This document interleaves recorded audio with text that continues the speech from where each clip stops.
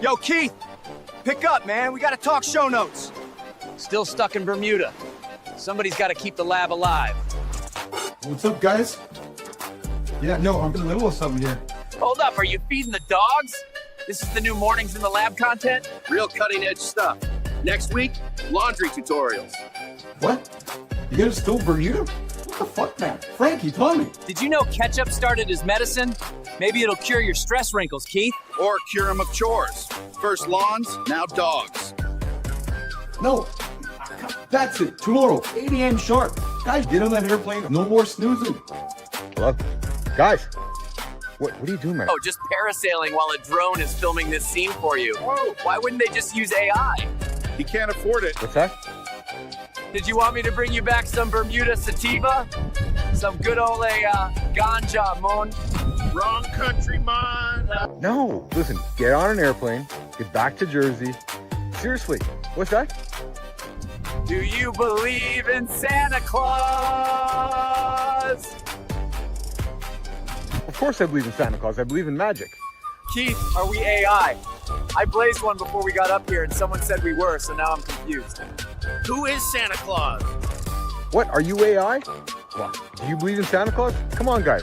Why are you asking such a ridiculous question? Coming up on the next Mornings in the Lab, Ketchup, How to Get Attention, Grok, John the Big Dog, and so much more. That's not actually the script, you know. Plus a bunch of other ridiculous topics that come up over the show. And appearances from the community, and of course, Grok. Yay, I get a seat at the table. Don't hit the snooze button, guys. If you hit it today, you're 9 minutes behind the guy who didn't. True motherfucking story.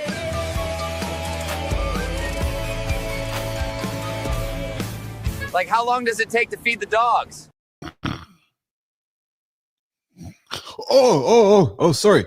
Jimmy's going on holidays, producer Jimmy, and he put a slow opener here. So,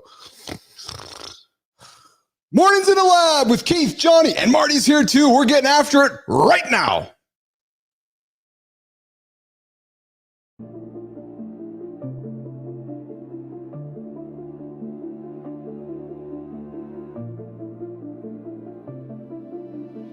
Welcome to Mornings in the Lab, where When something negative comes up.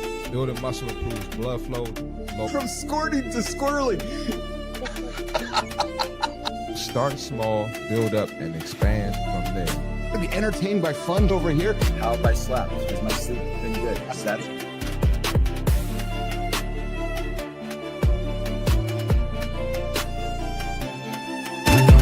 Doesn't come from breaking the rules, you guys.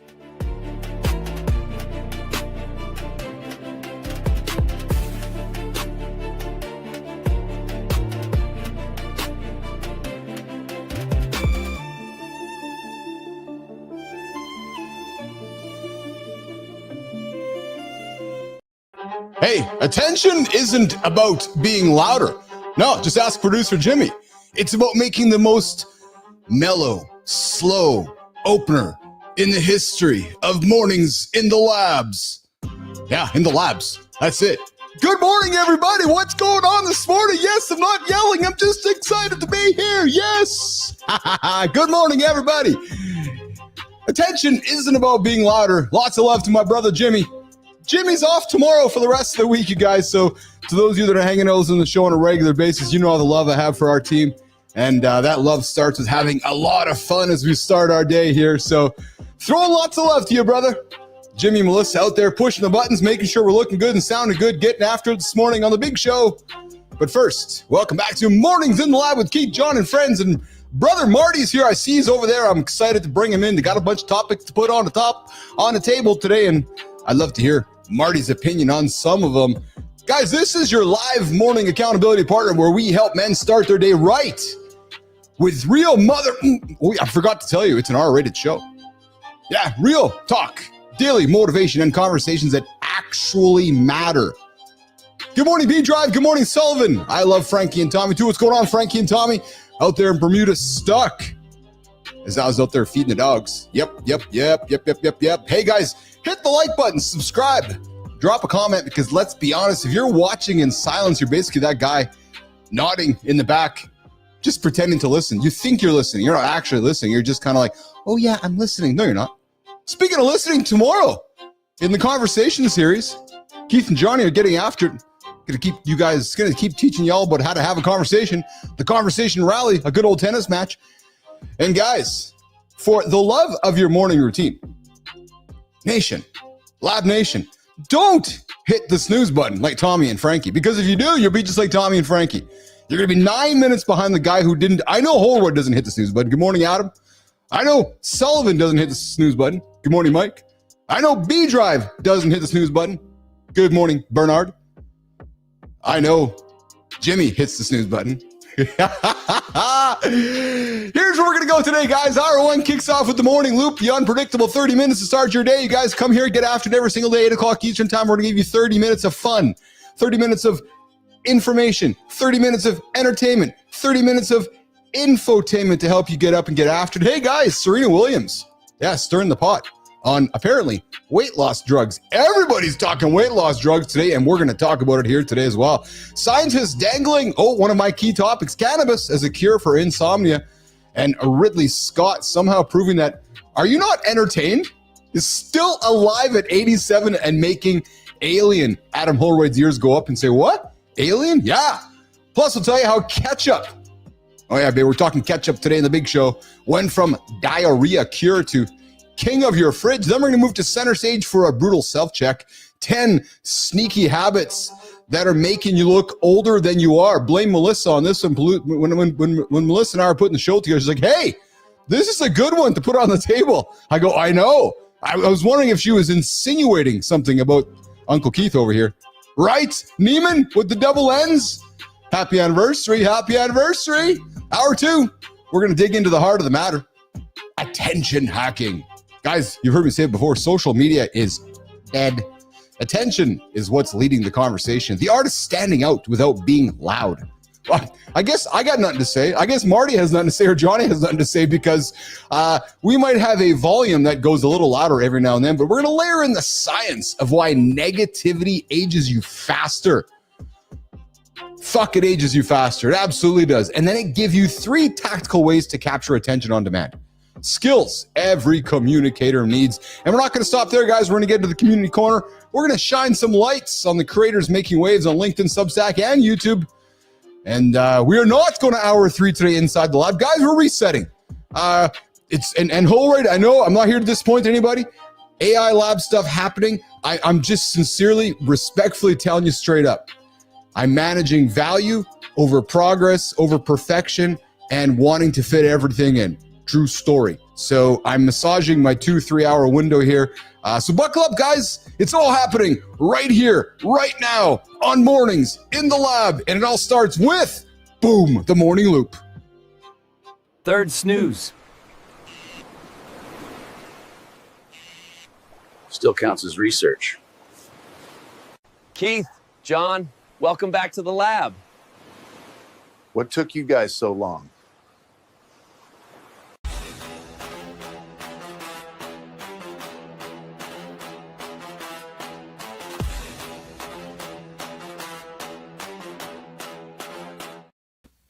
You guys can join the live conversation right now. Right now.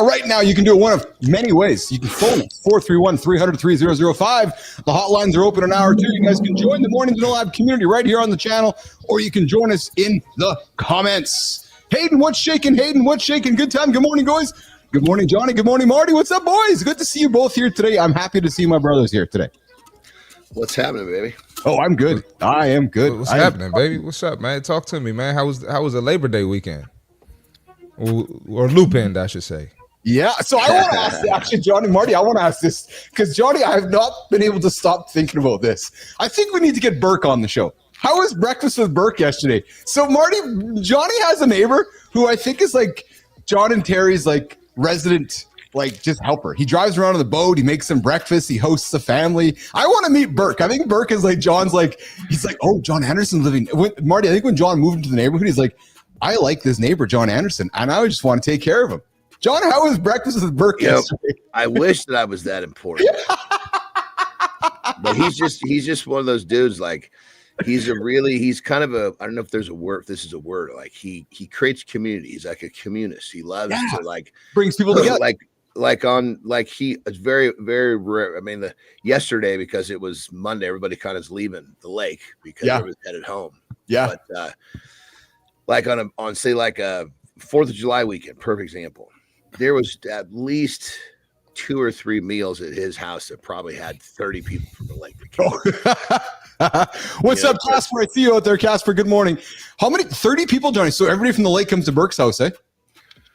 Well, you mean it's a holiday week. It's not everybody. Yeah. You figure on a holiday weekend, every house is going to have 6 or 8 people.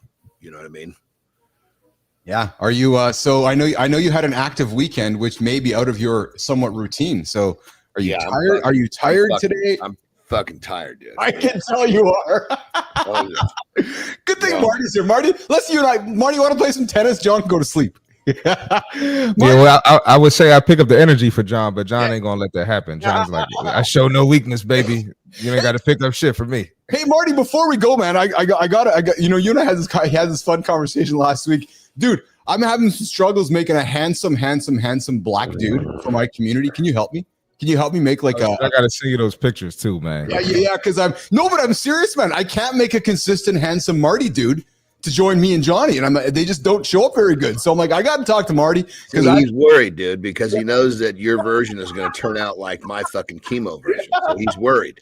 He's already been down this road once before. He doesn't want another tongue lashing for fucking you up. Yeah. And it's going to be worse than what Johnny did. I'm gonna get on you, Pete. Hey, so I got to put my brother Marty on the stage for a second and give him some love, dude. I'm really enjoying your opinion and your personality coming out with your show, your content, your swervature at culture happening in your backyard. Dude, you're putting it out there, aren't you? You're like, oh yeah, I'm putting it out there. Yeah, I'm seeing what works and what doesn't work, man. So I'm taking some hits. You know, some opinions are real, some aren't. But I know what's going to get the people going. So that's awesome. That's awesome. Well, listen, brother, it's like a piano. You just keep hitting keys, and pretty soon you find the one where a lot of people stand up. Yeah, like a piano. Hey, you know what? Real quick, there's some people in my circle that they're pissed. They're unfollowing me. Oh, I'm sure. Not speaking to me at the gym. You know, but hey, it comes with the territory. What is it you did to do to? I'll answer. I'll say one thing that Marty said that I think riled up a bunch of people. Just one thing. Marty, a lot of black folk are more conservative than y'all think. Right, Marty? Marty's like, this is truth, man. I'm just telling you like it is, but y'all don't want to talk about it in front of anybody, so I'm just putting it out there. I'm like, Marty, I think you're right. Absolutely, man. Why is that such a fucking shot to the race? Because we're conditioned to think a certain way, and anything outside of that conditioning, whether it's common sense or not, you're going to be looked at like you're crazy. So. Okay, but I totally agree, 100% with you, brother. But let's talk about the human race. Mm-hmm. Majority of them the same fucking way. Oh yeah, I think so. Maybe in different areas, but I agree. Everybody, I totally agree. Everybody. Oh, I'm not saying the human race is exactly the same as individual races, but we've all been fucking conditioned.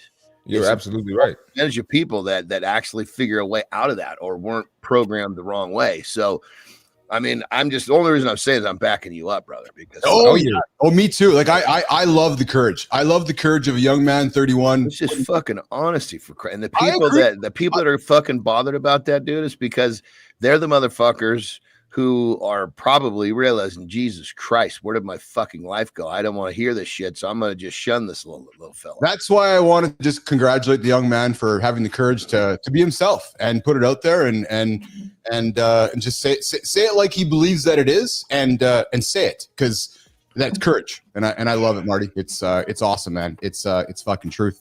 Hey, Jimmy, Melissa, what are we talking about today, guys? I got a bunch of things I want to put on the table. Let's get after it. What are we talking about, guys? So, Keith, what are we talking about today? Why are you encouraging him? He's going to tell you how to do household chores.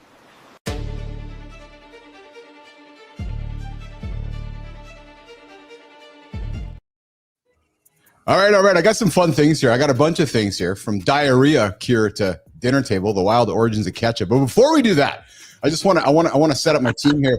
Yeah.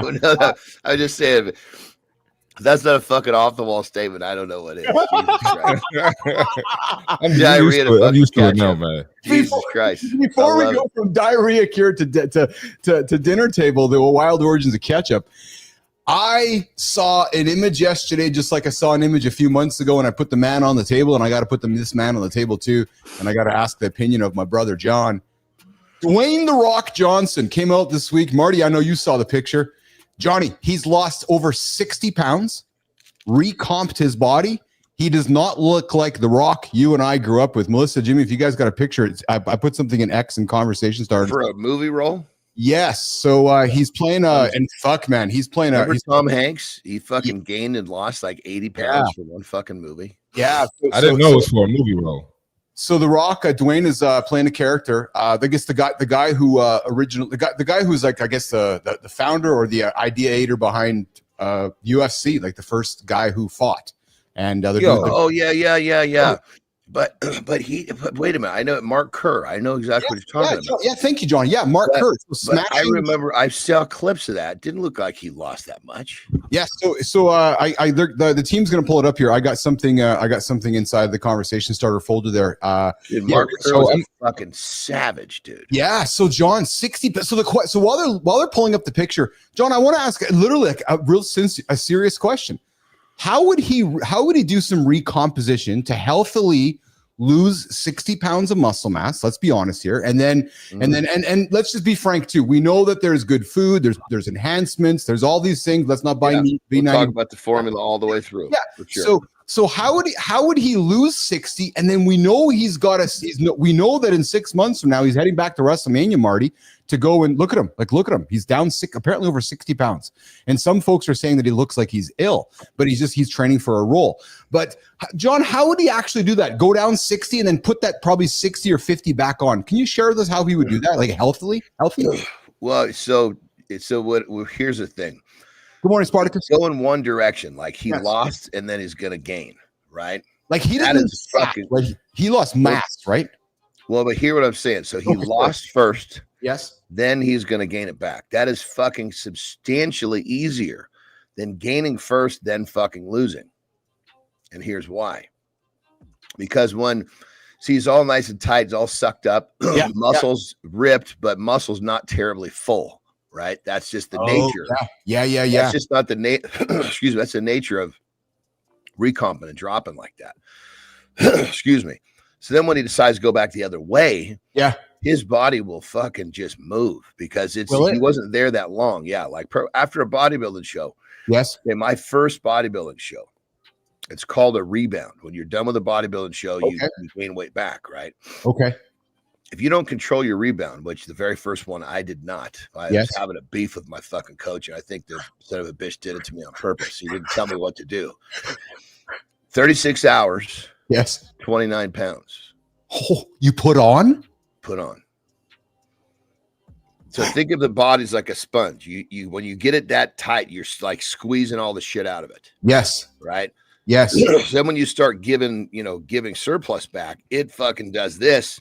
But let's just say that the sponge started right here. Yes. Right? Yes. Squeeze it down. Right? Now, when you go back, it's not going to go to here. It's going to go to here. Oh, yeah. Because it's overcompensating. I get you. So that's why the loss first makes the gain easy. The gain and then the fucking lose is treacherous because putting on weight and being there for a while and then shedding that, and a lot of times it's a lot of fat there. It's hard to pull off. So to get down there, I mean, he probably used every trick in the book, and we can just go down the list. Hard to say exactly what it was. Guaranteed there was some sort of endocrine system stabilization, which is TRT or testosterone, whatever you want to call it. Probably use some other compounds as well, which just makes that process a little bit easier to hold on to muscle while he's training hard. And he probably had to get into a calorie deficit at some point to do that. I was just going to ask you that question. Do you suspect he probably was in a deficit to achieve that? Go ahead. And 1 second too. I want to just delineate the difference between weight and body fat. Do you suspect he lost weight, or did he lose muscle mass, body fat? Because he was already lean. Can you break that down between the three differences there, John, as well? Well, the goal would be to only lose the fat, right? Yeah, and course. most people look at, you know, the average person says, oh yeah, I only got 10 pounds to lose. They lose that fucking 10 pounds and they realize, fuck, I got 20 more to go. There's people are even people in good shape are way fucking fatter. Yes. Let's use myself as an example. My first bodybuilding show started my preparation at roughly 300 pounds. I lost fucking 45 pounds in that preparation. I didn't think there was that much fucking fat to lose.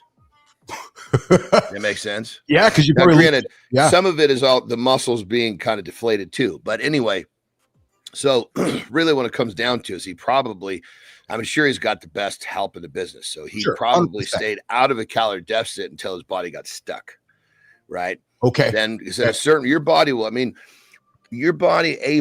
will get fucking like lean compared to what the standard of lean is without going into a calorie. You could get your abs without going into a calorie deficit without a problem. Okay. But then to peel off that like lower back fat, you're going to have to get into a deficit, or you're going to have to give the body some fat burning agents. Perfect example.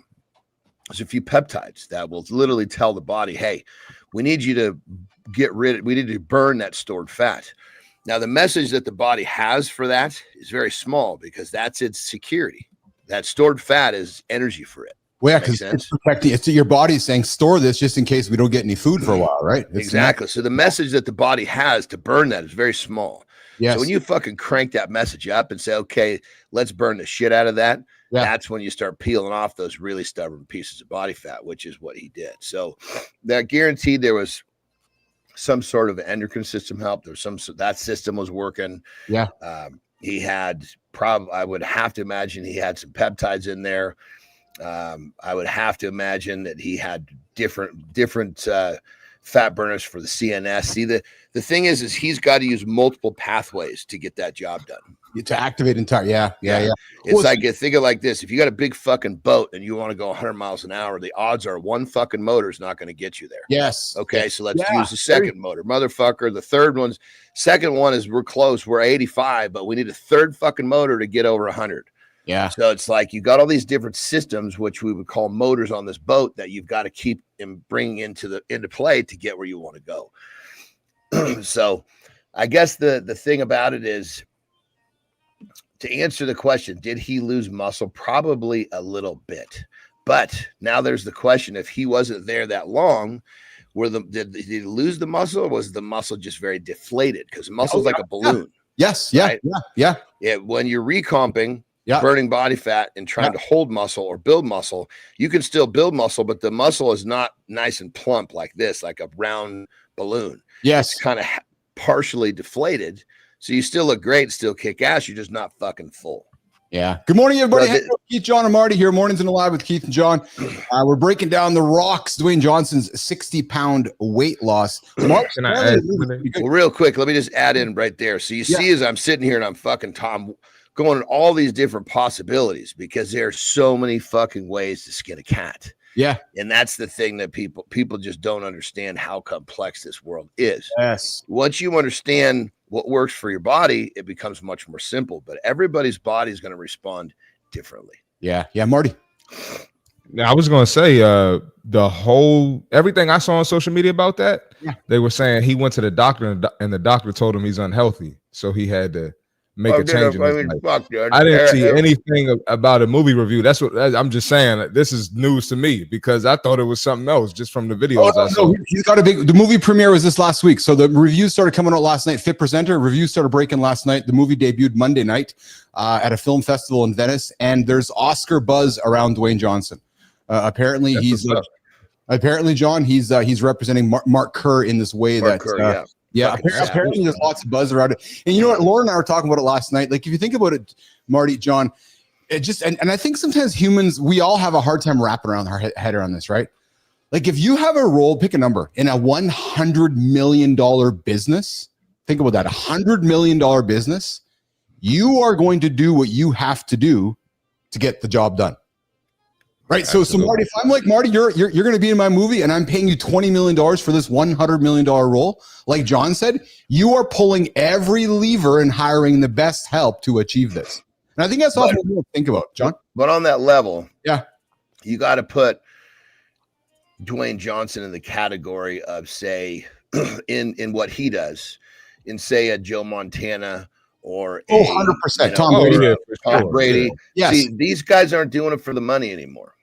He's doing it for greatness. Oh yeah, Yeah, and he's Rock trying to be wants- the GOAT.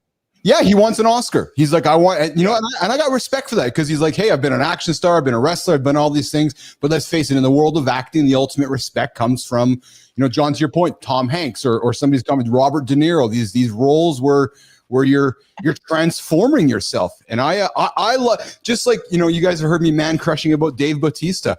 And John, I look at you, brother. I love seeing guys like our age. I love this recomposition, this renewed look. I'm loving the maturity of the Batistas. You know, Johnny, even you said yourself, you're down since we met, whatever, 15, 20 pounds. Like as you're aging a little bit, you're reshuffling your body a little bit. I love it, man. I know you're still big and fucking huge, but it's just nice to see that, you know, there's change. You know what I'm trying to say? Right? Yeah. Well, the interesting thing about this is I'm curious to see where this look fits into the movie because yes, Mark Kerr was not, he was a fucking beast. He was actually bigger. I mean, he probably is a little bigger than The Rock. Like the pictures that I saw of The Rock playing Mark Kerr, like in the ring. Yes. He looked like he actually put on a little bit of weight, not took it off. Yeah. Yeah. So there must be a section where he lost a bunch of weight must have been like after his Mark Kerr had a massive drug addiction. Well, so Johnny, I saw, again, I'm a nerd, so I pay attention to this stuff. So I believe where it was, John, was in the starting of the movie because when he was a kid. Yeah, because he was a ripped fucking NC2A wrestler. Yeah, because I did see Dwayne in, like, I don't want to say a fat suit, but like in a body, but like in prosthetics to make him look bigger, right? So I'm speculating as they were shooting the movie, he was in his raw state in some of the scenes, and then as they were shooting some of the bulkier scenes, they were using some CGI and some prosthetics, right? So, well, this makes sense now. So that picture we saw, that's showing Mark as a kid because he was like as a wrestler in college. Yes, he was fucking ripped, and I think he wrestled at like the 220 class, which is, you know, probably The Rock losing 40, 50, 60 pounds, which is what we're talking about. Yeah. So crazy enough, The Rock probably took all that weight off for maybe, I'm guessing, maybe 10 to 12% of the fucking movie. Yeah. The rest of the movie, he was actually going to be like he looked, or maybe even put the weight back on. Yeah. And you know what's fascinating about too, Marty, is that, you know, we're going to be talking about, or 5 months, Marty, we're going to be doing the show around WrestleMania in March. Trust me. We're going to be having this conversation at WrestleMania around March, Marty, and The Rock is going to be back in the scene, and we're going to be talking about how he put on the 30 or 40 pounds and how he's done it again, right? And that I find the whole fat process fascinating. I really do. I think it's pretty cool, and I think it's real fascinating, Marty. Yeah, no, I think so as well, man. And you just got to tap into that mindset. Like, look at all the stuff he's done. Yeah, I mean, even if he doesn't get an Oscar, he's still one of the GOATs. I don't care. Yes, you know, I got nothing but respect for that guy. But so I'll put something on the table, changing gears on us here. It's 8:30 Eastern time, guys. Marty, do you have a few minutes to stay? What time frame you on, Marty? I'm good right now. Okay, awesome. So on the weekend, Snoop Dogg. Hold on, real quick. Let me just jump back. One last thing about the movie. Mark Kerr had it was the drug he was hooked on was called Nubane. You know, really fucking popular amongst, like, it went through the strength world. It went fucking everywhere, right? It was this injectable, what's the word I'm looking for? Opiate, right? Oh no. Oh, whoa. Yeah. Oh, I mean, oh, dude, I'm telling you, I remember the first time that I actually had it administered by a doctor for me one time, in the middle of a contest, because I strained a fucking groin. I had to get back out there in 45 minutes. They put me on an IV and got me rehydrated about 5 minutes before I had to leave the what do you call it? The fucking first aid vehicle, right? Because it was like an ambulance. You were climbing in and out. Circless in there.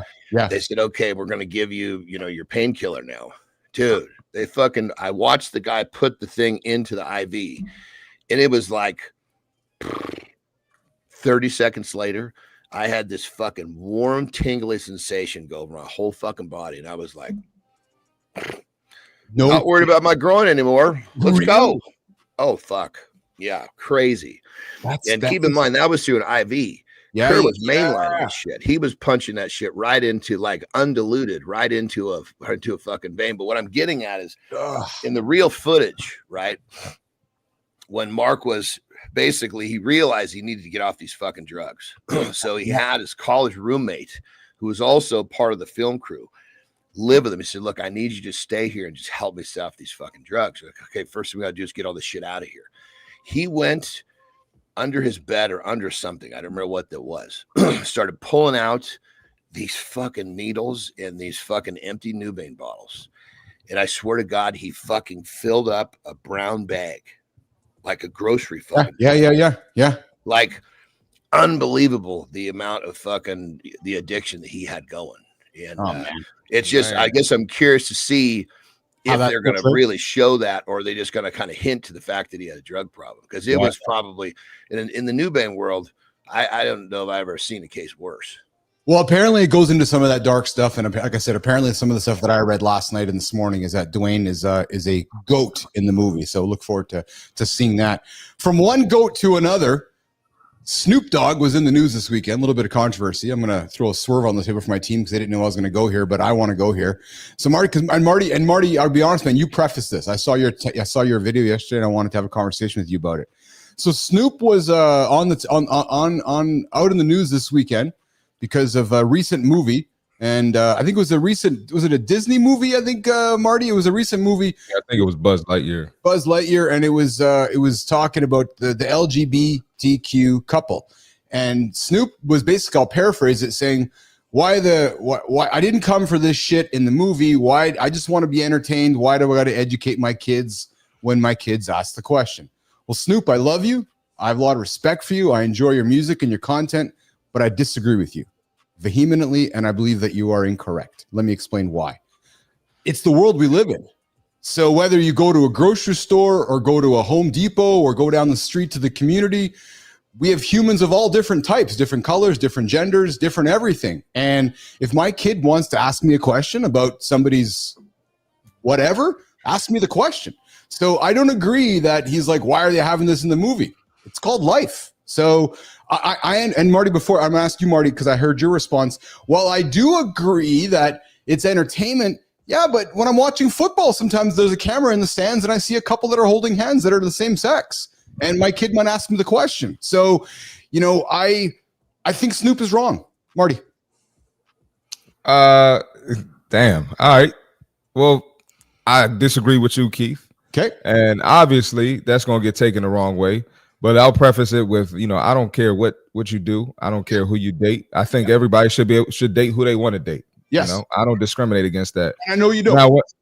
Now, when it comes to the kids movie specifically, I think that kids should be able to make a decision for themselves when they get older, right? Sure. I think, we were put, I know we were put here, man and woman. That's how we all got here, by a man and a woman, right? Yeah. I think that's what kids should see.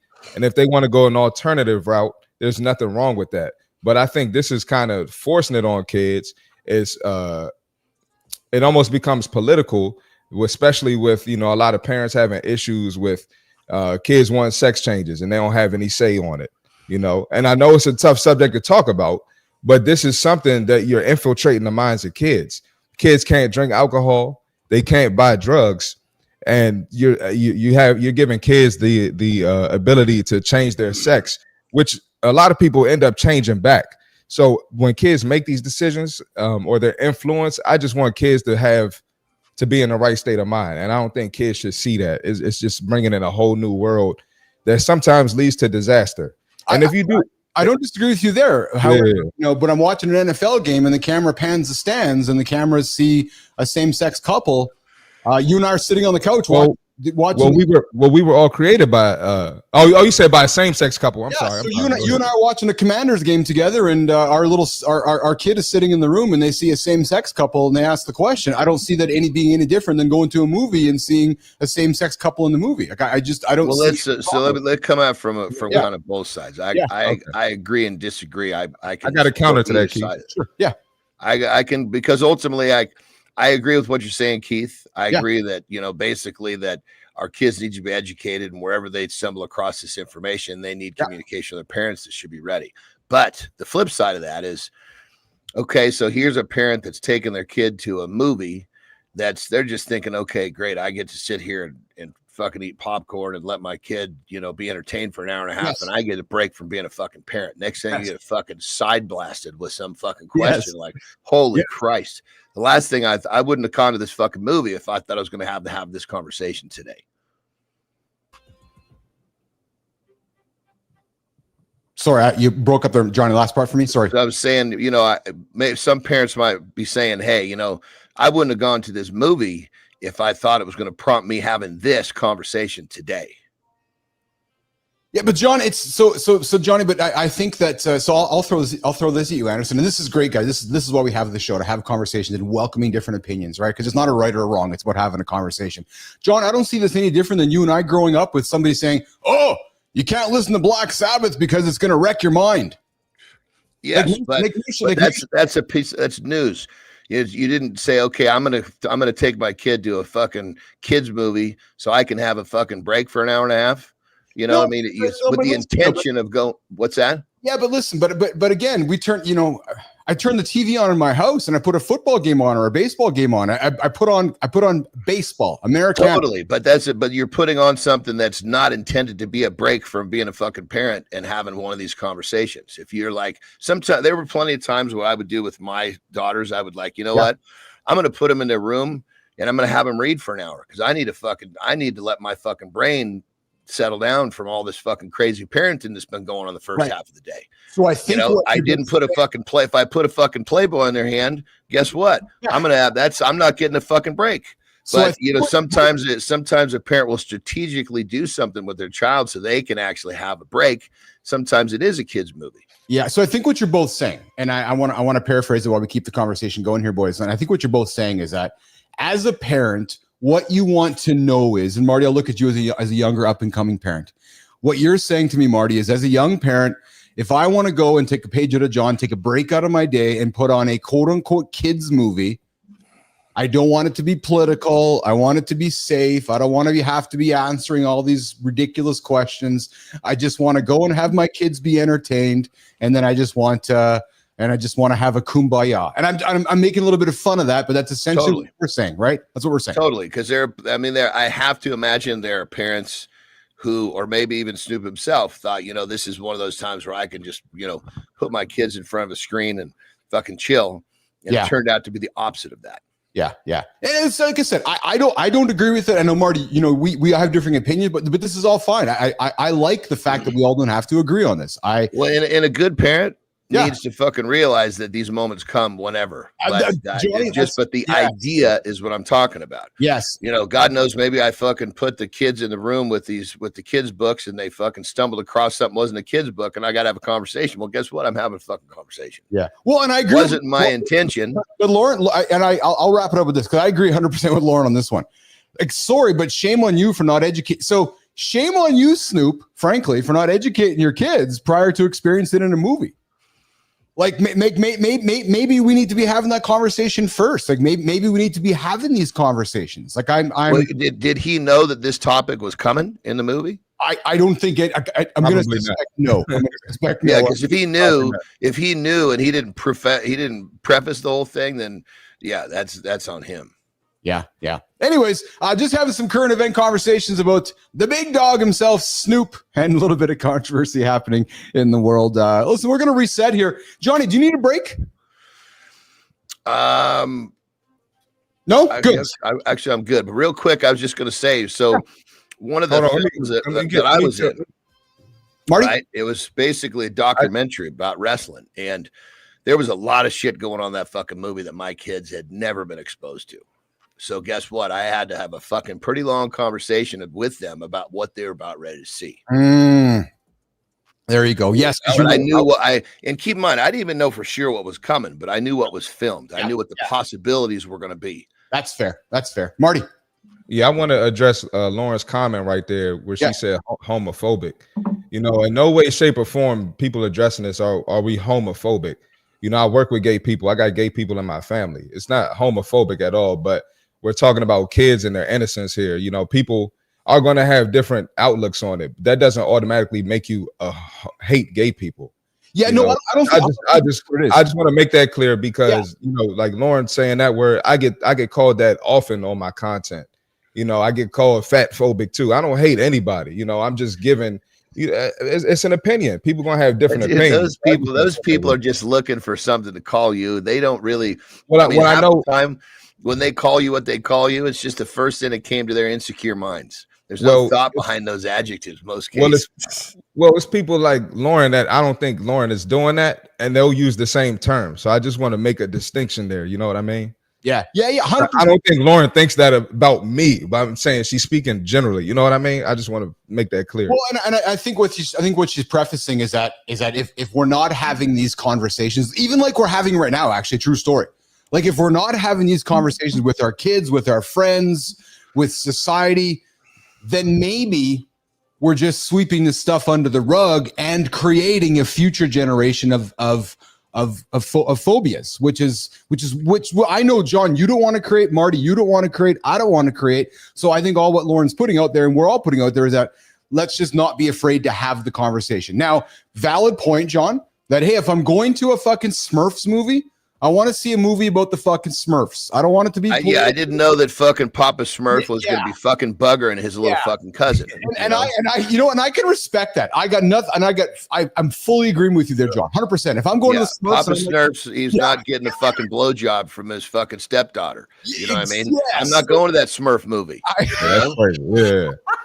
And I want to address Lady Drew comment too. Yeah. Said, being bisexual, heterosexual, or homosexual is not a choice.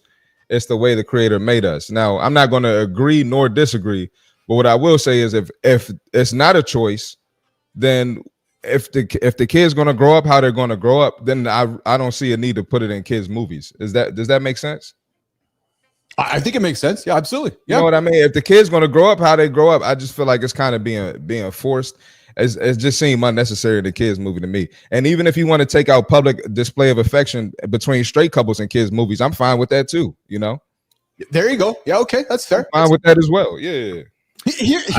I think my simple point was just if a movie's presenting something that's kind of out of character for what you think it's going to be, just be nice. Like if hey parents, when you take your kids this movie, be ready. There's a topic here you're going to need to cover with your children. Yeah, I agree. It doesn't sound like that was the case.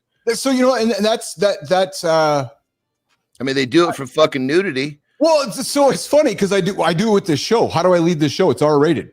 Like put the headphones on. You fucking blame it on me. Exactly. No, but exactly. It's a fair comment.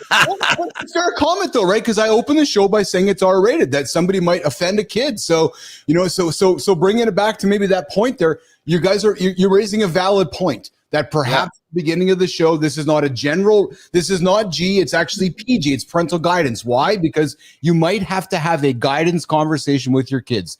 And you know what? As a matter of fact, as we wrap that up, I might be even moving my opinion a little bit because of what you just said. Because if I'm going into a movie as a G-rated movie, I'm thinking it's general. It's just I'm not having to worry about conversations. Just like this show. This is an R-rated show. It's not PG, it's not general, it's R-rated. So I'm warning you, parents, that kids, we might talk about fucking Papa Smurf jerking off. Your kids might be offended by it. So, John, Marty, your point's well taken. Very well taken. Great conversation. But on that level, you can both sides can be so equally argued. Oh, 100%, Johnny. 100%. Yeah, but again, that's the power of a great conversation like we've just had. Right? It's going back and forth, John, like we've been teaching tennis rally, hearing somebody's opinions. And John, this is not about being right or wrong. There's no right or wrong in it. This is simply Marty. Yeah, I was going to say, I don't think anyone should have their platform canceled or, you know, anything like that. People are trying to say, oh yeah, we don't like Snoop Dogg anymore. We're not going to support him. You know, I don't agree with that unless it's just like totally egregious, totally out of line. You know, it's some stuff you can't come back from. But I feel like in Snoop's case, I mean, hey, that's his opinion. You know, just like y'all have an opinion. You know, people gonna be different. Yeah, absolutely. It doesn't make it what he says. Somebody's gonna say. Somebody's gonna. You're right. You're right. Here's the thing: we're talking attention hacking. How to get attention by being quiet. You know, and let's be honest, man. Sitting in a movie theater, being quiet, a scene happens, and he's like, what the fuck? And now he's got attention. We're talking about it. Right? And it's funny because that's exactly how it happened. He's sitting there quietly watching a movie, and then all of a sudden his grandkids like, doom, doom, doom. Hey, grandpa, yeah? What's that? He's like, what the fuck, man? I just want to go smoke a blunt and not have to worry about talking. Yeah, and that's even a better point as a grandparent. Yes. You don't want to fuck. Can you imagine if I took my fucking grandson to a movie and he comes back from a fucking weekend and he starts asking his fucking mom, my daughter, about some of this weird shit? She would look, what the fuck are you doing? I was like, I didn't fucking know. I mean, I would tell her, of course, but Jesus Christ, give us fire a fucking warning shot at us to let us know what's coming here. Yeah. Hey, did you guys know that in the 1830s, ketchup wasn't just sold as a condiment? It was actually sold as medicine to cure diarrhea, indigestion, and Anderson, even broken bones. Yeah. So when the formula had to have been different. Yeah, well, it's I'm just getting into it here. In 1834, Dr. John Cook Bennett promoted tomato ketchup as a cure for diarrhea, indigestion, and rheumatism. What's rheumatism again? I think that's arthritis. Oh, yeah. So ketchup was transformed into tomato pills, marketed with the slogan, tomato pills will cure all ills. And then I think it's got something to do with the acid. Yeah, yes. And then in the 1850s, science debunked the claims and ketchup's medical empire collapsed. And then it was in 1876 when Harry Hines revived ketchup, not as medicine, but as the condiment we know today. So in other words, it was kind of originally sold as snake oil, which is it was going to fix your bones. I mean, you think go back, look at fucking Coca-Cola. It had cocaine in there. It was like a headache elixir. Well, fuck no shit. You get high, you don't feel your fucking shit anymore. Yes, that's exactly it. That's exactly. You go far enough back, you find all sorts of weird. This is back when you could just kind of do. It was like the Wild West. Yes, nobody was really doing shit about your claims until true. Years later when science came along and said this guy's fucking nuts. Whenever I think of ketchup, I think of ketchup sandwiches. I used to love ketchup sandwiches. Marty, you like ketchup sandwiches? No. No, you gotta have some type of protein with that ketchup. Come on, fuck Marty. Just ketchup sandwich. Do a slab of rye bread, some good old salted butter, and some ketchup. Some Canadian shit. Need some protein on there or something, man. Hey, so why is Serena Williams on weight loss drugs? Have you guys seen some pictures about this? And this is in the news as well. I did a video on that too. Yeah, well, she tends to be a heavier set chick. Yeah, so Gav Gilbrand posted a commentary on Serena Williams reportedly using some GLP weight loss drugs. And there's questions wondering why. Why is her husband got stock in the company. Oh. I'm being serious. Oh yeah. Her husband's a big shareholder. So I mean, it's a lot of a lot of skepticism around her actually taking it, But here's the thing. Somebody like her, right? She's got the proper nutritionist that's going to say, look, we've got you on a good plan, but you're having a hard time just eating what you need to eat. You're eating more than you need to eat. So let's give you something that will make it easier not to eat what you don't need to eat, but you've got to eat on your schedule. You've got to eat what I showed you. So GLP-1 is going to come in and it's going to slow down that thing that makes her want to eat too much or eat the wrong shit. The GLP-1 are demonized because the general medical field says, here, take this. Now you won't be hungry. You can eat less. Boom, you're malnourished. Someone that's properly advised using one of these, it can be an extremely helpful tool. I'm suspecting, John, Marty, that the question about this is maybe coming from this idea that, well, but she's an athlete, she's fit, she's active, she's a goat. Why would a goat, like why would this extreme athlete need to use these tools? And maybe that is part of the conversation that people are wondering about. And I guess, John, maybe it is the message that's sending, which is, this elite athlete still feels the need to. Dude, elite athletes have the same fucking problems everybody else does. They've just basically figured they've got the discipline to manage it. Yeah. But at some point, like, I don't think is she still playing? I don't think she is, correct? No, she's just dancing. She's just dancing for Kendrick Lamar's concert. So think about this. What was keeping her in check before? Well, all those long hours of training. Those long hours of training go. Now her intake is here. Her activity's here, right? It's hard to you see this with NFL linemen all the time. Yeah. All of a sudden they're not getting their asses fucking worked anymore, but their eating habits don't fucking change and they'll fucking balloon up real quick. So they need something to help them basically eat just what they need to eat rather than what they want to eat because they've been used to eating it for so long.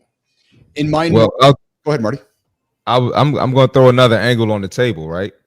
I hear everything you're saying, John, but this could be dangerous to the person who's not the athlete. 100%. Guaranteed. It's one. The way the medical field puts it out, brother. Yes. It's like the fucking most. 99% of people that use a GLP-1 get malnourished. Now they got a whole bigger set of fucking problems. So that's why you must be Exactly. Eli Lilly pill coming, Johnny or Marty, because that pill is gonna just wreck a lot of people, man. Yeah, That it's fucking- a that lot of fucking people pill- saying like it's a lot of people saying like, well, if Serena uses it, I have to use it. Yeah. And Well, they're that's not marketing. even That's fucking marketing. It's great marketing. It's great marketing. Yeah, but I'm just saying it's still dangerous, you know. And I think that's kind of perhaps the conversation. Good morning, Enzo. World of Enzo. What am I missing out on? Good morning, everybody. Good morning, brother. What's up, Good Enzo? Enzo, it's shaking, brother. We're talking Serena Williams and John. It's crazy to me. I've never heard this string of words put together. 2 words actually put together so much since not only have I met you, but since I've been reading about GLP-1s in the last year and a half. And it's this idea of food noise. Like even when I was researching this article for Serena, I'm looking at my notes, it's talking about the benefits of GLP-1, how it just reduces. And her comment was, it reduced my food noise. And you said it thousands and thousands of times. And Because anybody that has an issue with fucking overeating understands what food noise is. Yeah. It's that voice, it's that Yeah. thing in your head that's telling it's that thing that makes me stand in front of the fucking refrigerator Yeah. at 8 o'clock. I'm not fucking hungry, but that noise is telling me there's still work to do. When you can turn that off, now you're just basically, especially again, going back to Serena, she's got the best nutritionists on the fucking planet. They're telling her, look, you have to continue to do what I'm telling you to do. We're going to give you this. It's going to make it easier. That's the tool. It's not, we're going to give you this so you can stop fucking eating and get malnourished. That's the medical field. That's where Marty's concern of danger comes in. And that's 99% of people who use it. Well, and Lauren put the comment here because my mom went through it, John, Marty. So my mom fell really ill from being in such a nutritional deficit from Ozempic. She was on Ozempic, Johnny, and I'm on a fucking GLP-1 right now. I know, yeah. Well, she got granted, the one I'm choosing to use is it's the smallest part of it is the thing that reduces appetite. There's all of these other layers that make this one a far. Ozempic is like. How would you say, like computers in the very fucking beginning? I don't even know what the fucking Windows 1.0. This is like the first generation. This is the one where you got to sit there and wait for this fucking thing to think while it processes something that would happen. Yes, like I see what you mean. Yes. And so when you take Ozempic, the side effects of getting fucking ill are sky high because they hadn't developed it yet. Then they have the second generation. The second generation made that a little better. Third generation almost took it away if you understand how to use it. But it's again, these are tools. And if the tools are used properly, it's like a fucking nail gun. Yeah. Really fucking helpful building a fucking house. Not really helpful if you shoot it in the back of your hand. Well, brother, I wish I would have known you like a year and a bit ago or whatever, year and a half ago, 2 years ago when my mom was going through, because we thought my mom was dying. Like, honest to God, we were planning on fucking. With malnourishment, she's dying slowly. Well, she was on Ozempic, and Lauren, what's the name of the other drug she was taking? Something Meta. What's it? Metformin. Metformin. So Jesus Christ. Exactly, Anderson. Exactly. So I put that up. And keep in mind, had she had someone advising her properly, she wouldn't have gone through like you said, losing weight was a problem. Almost fucking dying from malnutrition, that's a much bigger problem. And that's what happens from these fucking things. So when I say almost dying, I mean, I'm using your words, you know. Yes. Yeah. No, but here's what we learned from this action. Here's a good takeaway from this discussion. And Marty, I'm looking at you for this one, actually, because you're the young buck in your family. Like, and Johnny, maybe in many ways too, because your mom's 90. We need to be advocates for our parents. Like Lauren became the advocate, the voice for my mom when my mom was going through it. Meaning was that she was going to the doctor, being part of those conversations, and basically advocating for her, saying, like, what the fuck? Like, you're giving me this. My mom was over 70, 75, and they're saying you're taking this. And Lauren was the one asking the hard questions and kind of poking and prodding, right? So, Marty, as your parents are aging, we need to be those advocates for our folks to protect them. But brother, these fucking doctors are talking the language of calories, which does not talk the language of nutrient. Yeah, so, I mean, keep in mind, it's like you got a fucking guy who can't swim that's teaching you how to fucking stay alive in the ocean. Well, it's the same when one of the reasons I fell in love with Marty a couple years ago, he's talking about, like, I'm not going to a trainer that doesn't look like a trainer. Like, it's like it's like seeing a cop on the corner. I want a cop that's going to look like he's going to protect me, not a cop that doesn't look like he can not catch me. Well, dude, and plenty of doctors, they look like fucking great doctors, but they're all trained the same. Yeah, well, I know. Just read information. Yeah.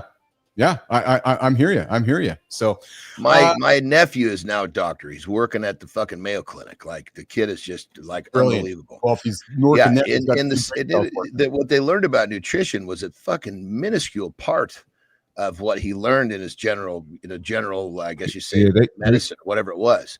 But now, because he's a doctor and he's got this, information on calories and calorie deficits, the doctors in general, they're considered the world leaders of information. Well, it's unfortunately it's not the case. Yeah, they say doctors get 19 hours of nutrition training or education and 4 years of med school. Yeah, and then 100 years hours. And then 1,000 hours of take this drug, and I'll pay you to take this drug, and just take this drug. Anyways, it's interesting. So Holroyd has a comment. You guys will appreciate this one. Adam Holroyd comment is, my girlfriend was on Ozempic. Where is it here? Is my girlfriend tried the Ozempic? She was tried the good one, Adam, the Ozempic. My girlfriend tried the Ozempic. She was living on the bathroom floor for days after taking it. All it did was make her puke. Jon Anderson. Well, it's because they guaranteed what they did was they gave her what her starting dose should be, and they told her to take it once a fucking week. That dose should have been split into, at least to start, especially, should have been everyday doses. But they know that people are going to fucking poke themselves with that fucking needle every day. And, the idea of getting them not to eat, well, if they feel fucking sick, I guess we're off to a good start. Yeah. Oh, man. It's fucking brutal, dude. It's fucking brutal. I mean, like the first 2 generations, I'll use so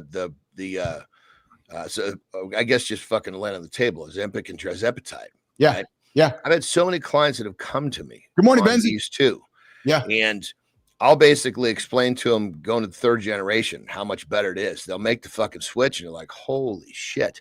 But it's just like, it's like the difference between the first generation of Windows or the first Apple computer in the great examples. Yep. Great examples. Guys, listen, if you want more information on what we are talking about right now, GLPs, tirzepatide, Ozempic, all those products, Jon Anderson, experienced, expert, authority. He's been there, done that. He does it right now. Reach out my community. My community is fucking teaching people left and right. The people that go into my community, they're just like, holy shit, I didn't know all of this. And that's what it's for. Perfect. So you guys connect with Anderson, Jon.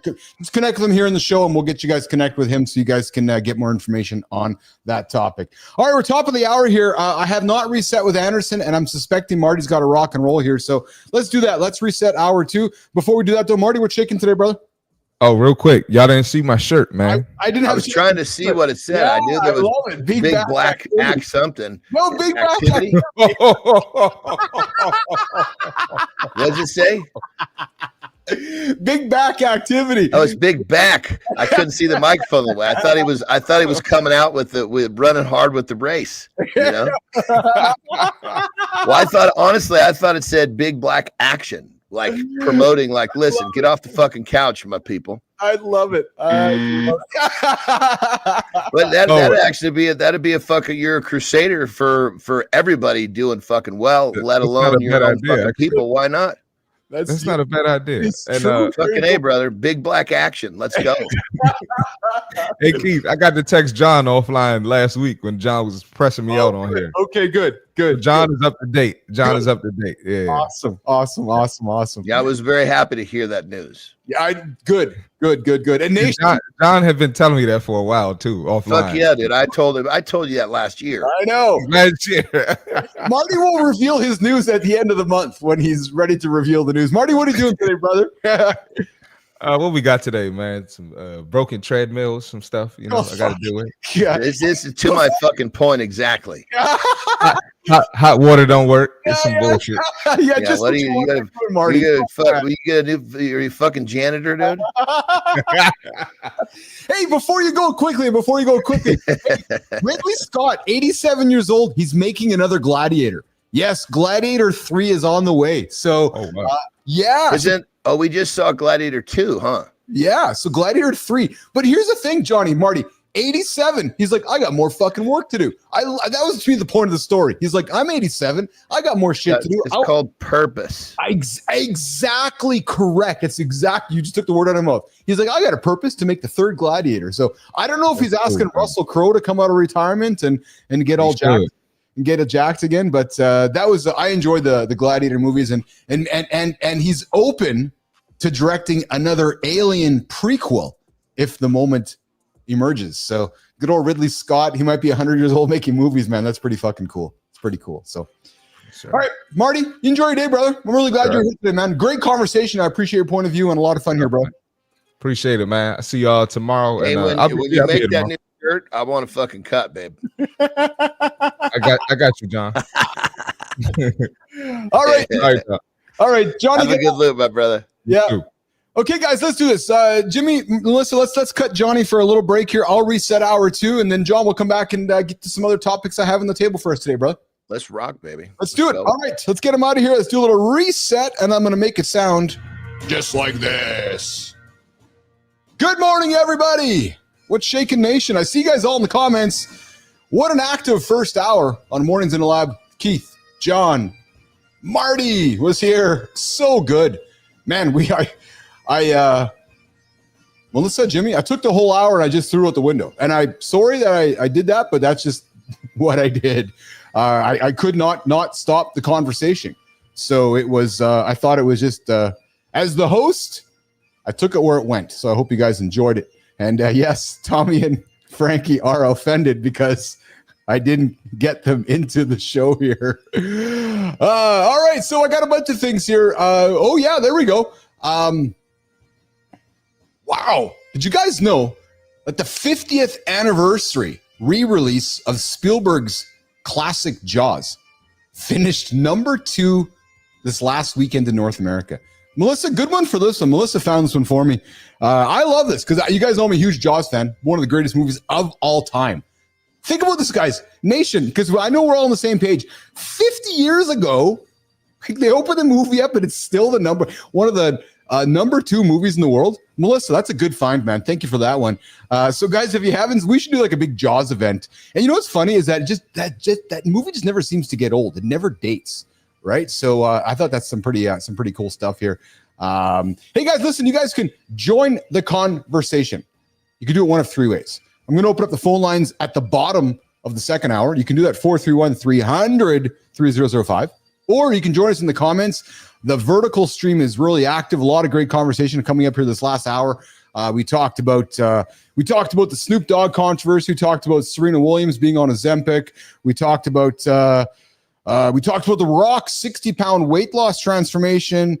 Man, we talked about a bunch of things in the first hour here. Awesome. I see you, Holbrook. That's awesome. I saw that it was playing in a theater near me.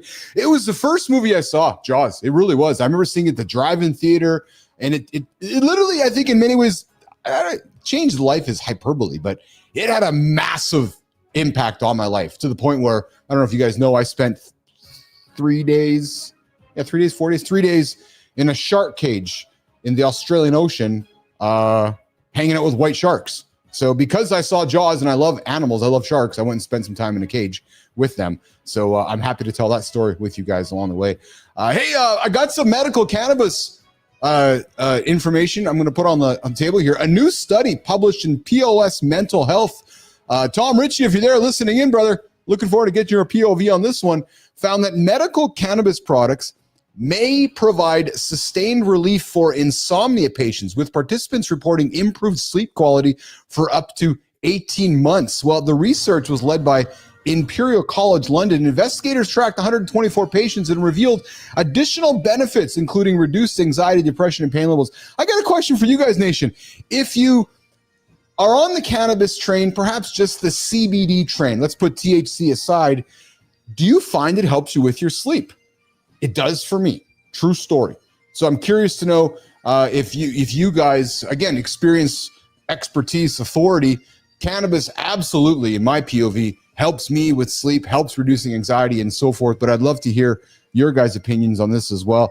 Holroyd says, I went last week for the 30th anniversary of the Teenage Mutant Ninja Turtles. Holroyd, so that's one of those I did not fully get into was the Turtles.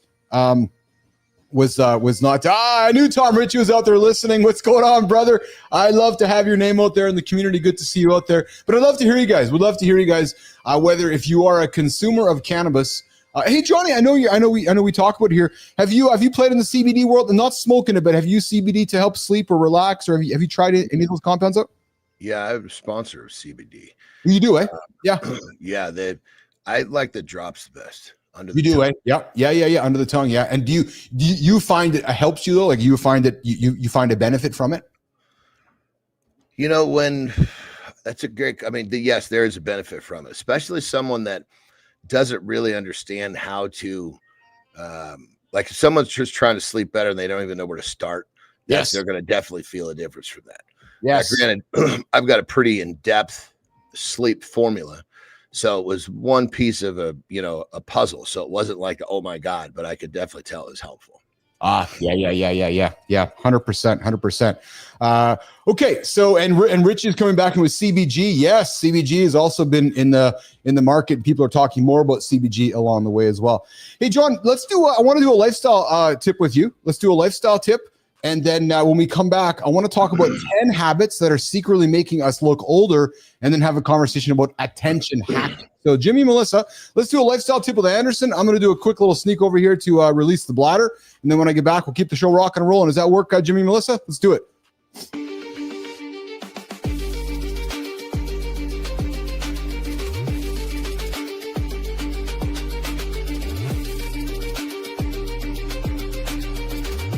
John, give us the lifestyle tip.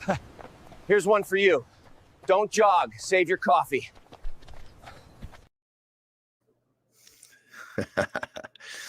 All right. Let's keep this baby simple. Simple makes things easier. Nike said it best. Just do it.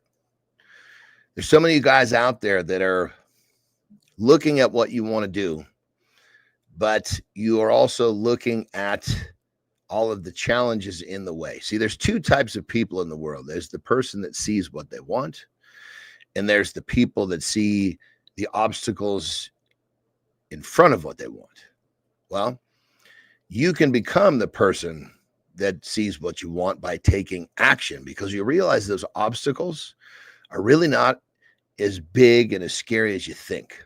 So if you find yourself in one of those situations where you want to do something, but you're not taking action, the odds are it's because your brain has sat there and tried to figure out or negotiate hurdles or obstacles or problems on the way to getting what you want. Well, this can be changed, and it's changed by taking action. Now, sometimes you take action, it might not be the right action, but you'll figure out what the right action is through movement.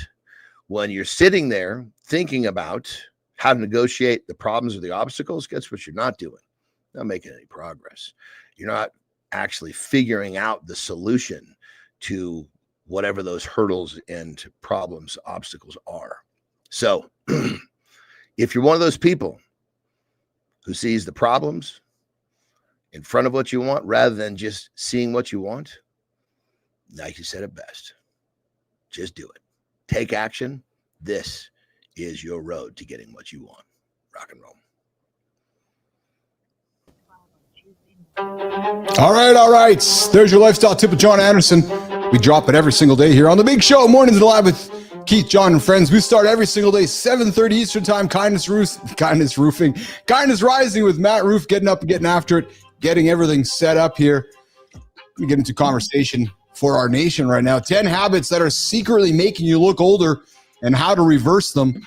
I'm hopeful by the end of this conversation with myself and Johnny, you guys have a takeaway on how to be a little younger instead of looking older, because, man, I feel younger than I look. Today, we're going to break down those 10 habits to get out of your life to help you make yourself look younger. All right, so first one, Johnny, skipping sunscreen. Dude, when you're outside, you put sunscreen all over your body. I know you love to lather cream. I got to think you're a creamer when it comes to your sunscreen. You know, I'm one of those that I try not to put, you know, other than my lotion, I try not to put shit on my skin. I don't even use deodorant. Right? Oh, you don't, eh? Yeah. Well, there's chemicals go through our skin. I don't use deodorant either. No, I don't use deodorant. Yeah, chemicals go through our skin. So if possible, I'll try to avoid using sunscreen.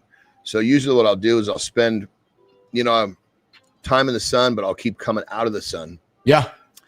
But then once I can feel that, okay, my skin needs some help. Yes. But then what I'll do is I'll put on something that's pretty heavy. So it'll literally, if I'm going to put the chemical on my skin, I might as well get a big bang for it. Yeah, I just 100%. I can't do it. So I know that you got to put sunscreen. I hate what? I choose not to do it. I choose not to. That makes a lot better sense. It does, doesn't it? I choose not to put.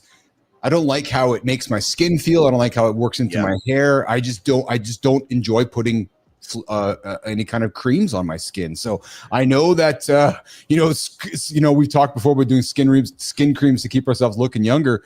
The number one hack, guys, to reduce yourself looking older is to put that sunscreen on your face. Really, it absolutely is. Number two, I went as far as to, even trying to go into coconut oil on my skin after showers to try to get away from. Oh yeah. But it was not quite doing the job. Well, I shouldn't say that. It was just creating other issues. I was fucking, greasy. I was getting this shit all over the place.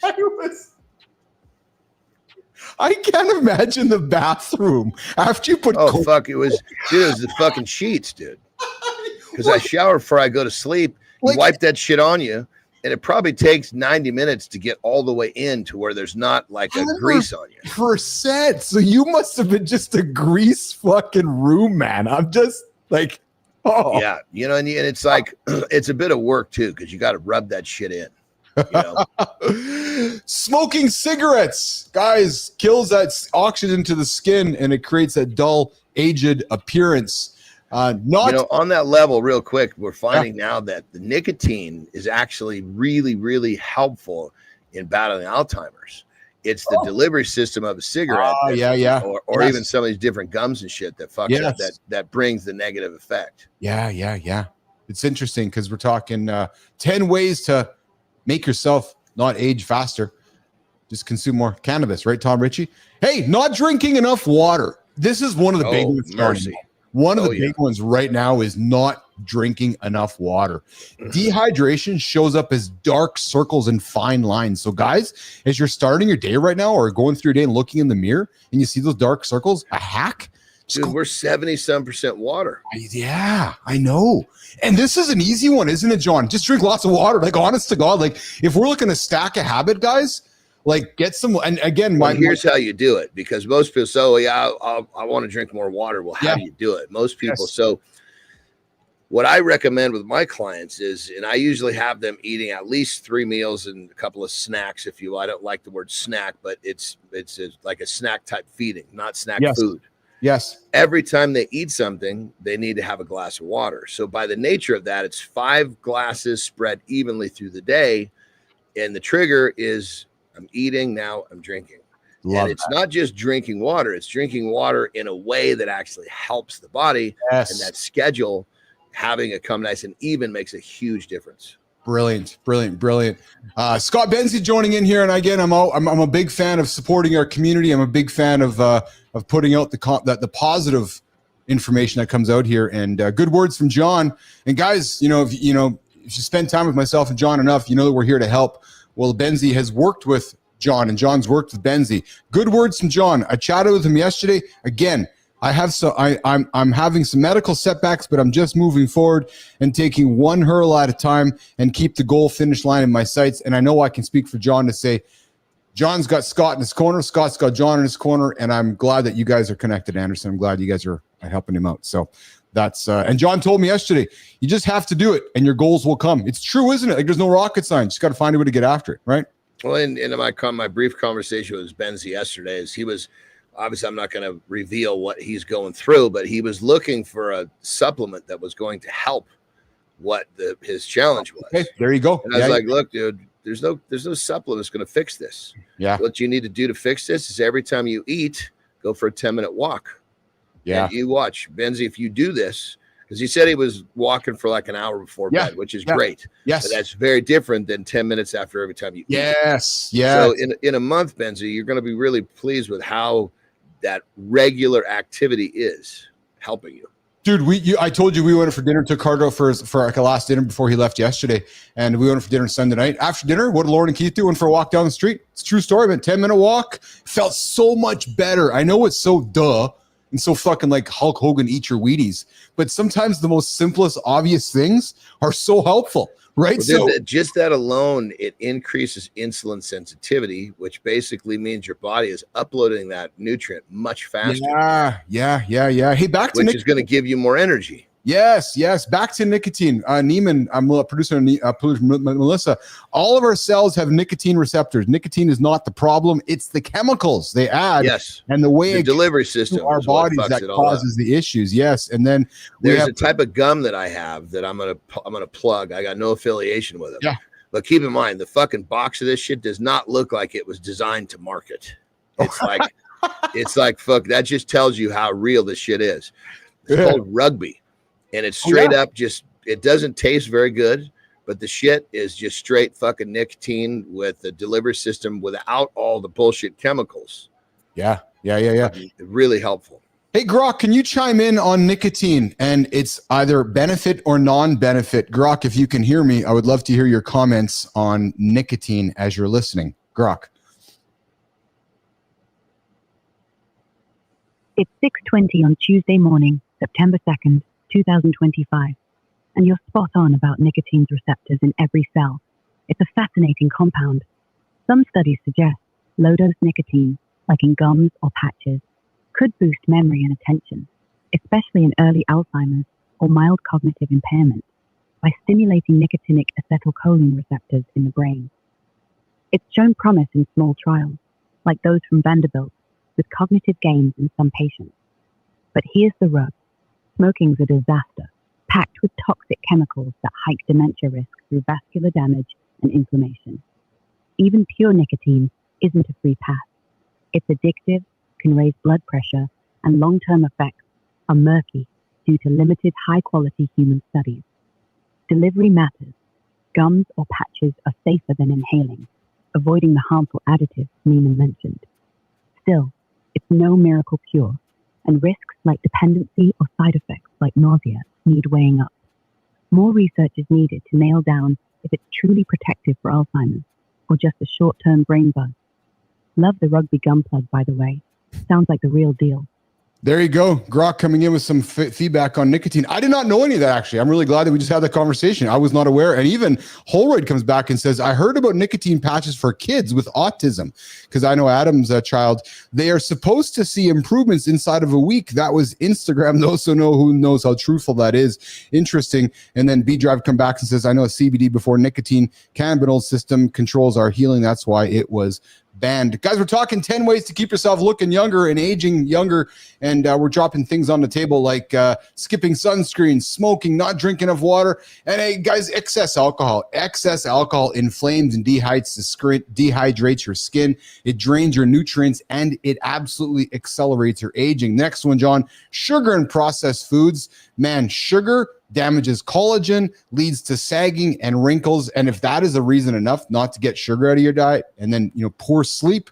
Sleep is repair time. No sleep equals dark circles, puffy face, age look. Right there, John, 2 hacks, right? Get your sleep, drink your water. You're going to look 10 years younger right away.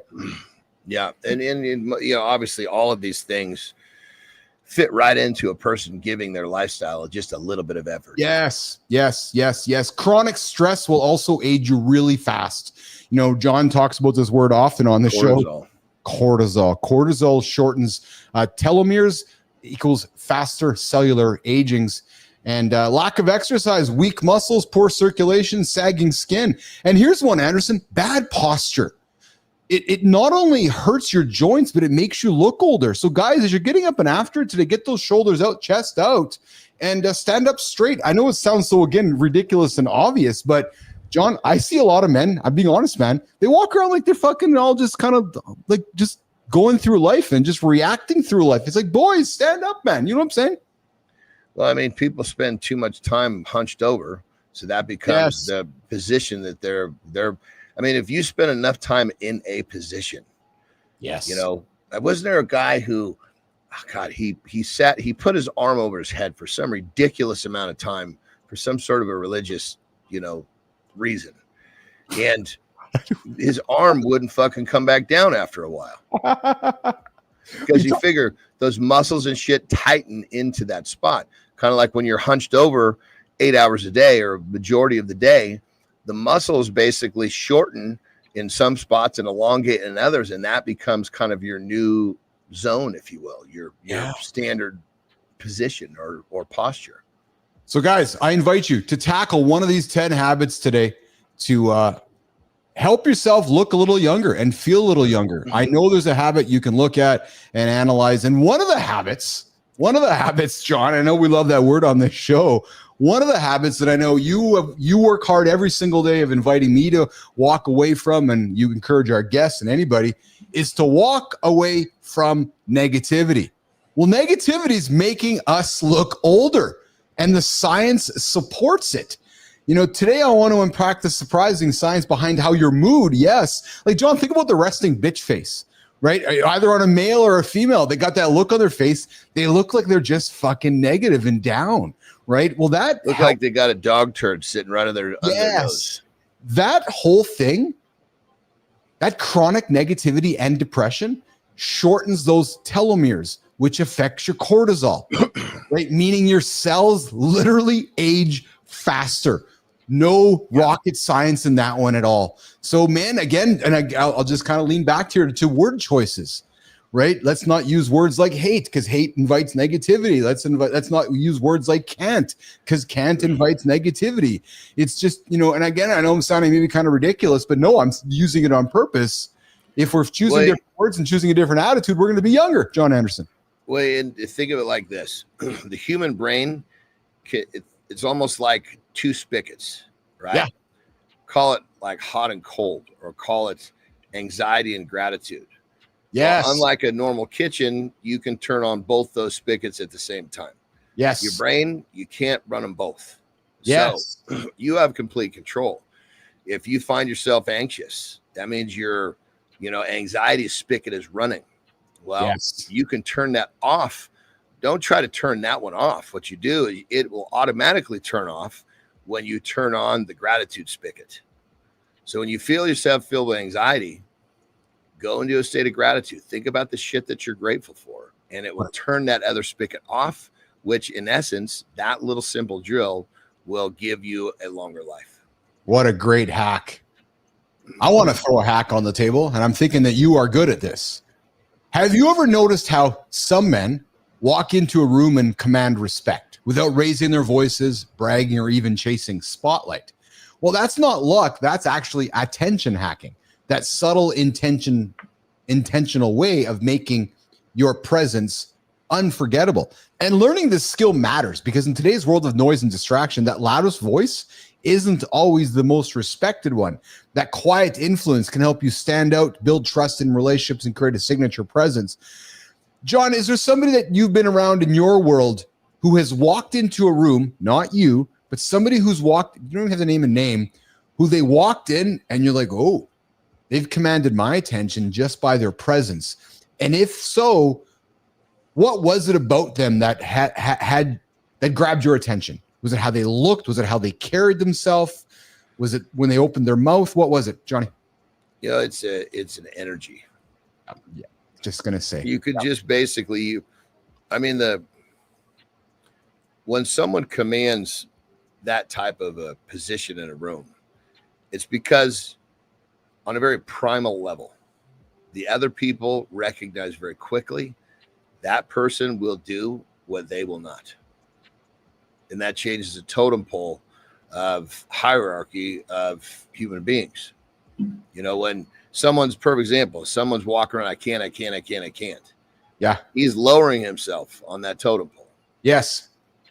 When someone doesn't use those phrases and they get shit done, and like, it's like it's a different, completely different energy coming out of that person.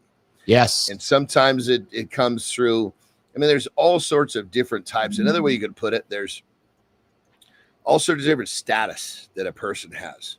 Status in how they look, status in their finance, status in relationships.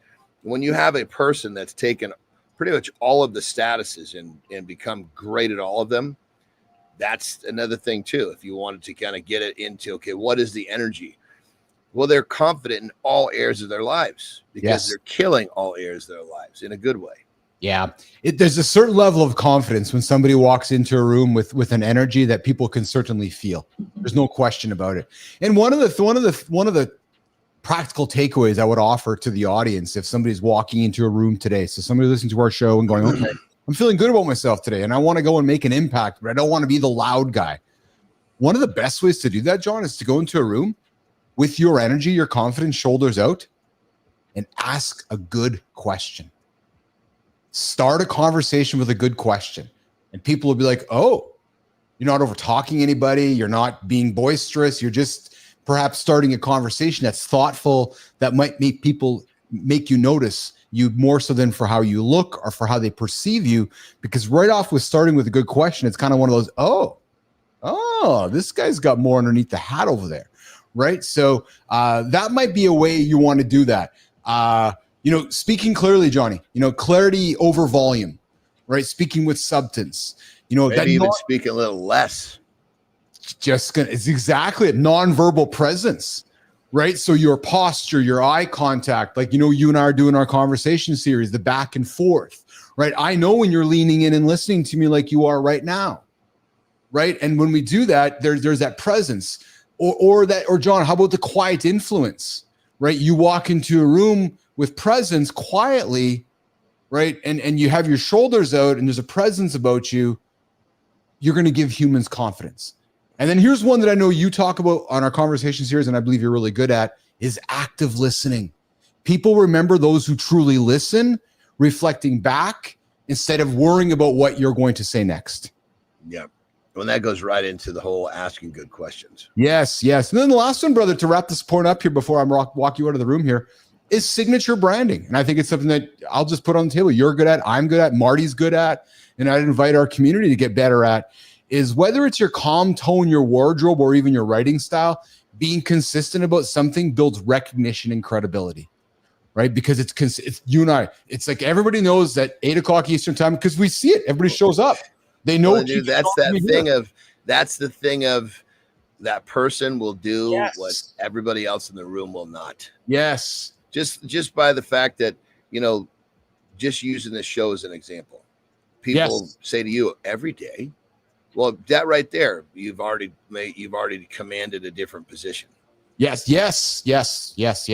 Absolutely. Lauren comes in and says, a highly respected person I've always looked up to said the most interested person in the room, not the most interesting. So be the most interested instead of the most interesting. And I love that you change those 3 little letters after the word interest, and it changes the whole. And if you're both, look out. Yeah. If you're both, look out. Exactly. All right. I see you guys there in the comments. Benzie, hey, what did you think of the conversation today on In the Lab? I thought it was a great conversation. Tim Dooley, hi, I'm the potato of life. I am food for thought. I like that. That's awesome. Anderson, what do you got going on today, brother? I know you got to rock and roll here. Are you gonna 6:32 on Tuesday What time's morning. your nap today, Anderson? I can see your walk. Is it 11 o'clock? What time's your nap today, brother? Today's going to be an extra good nap.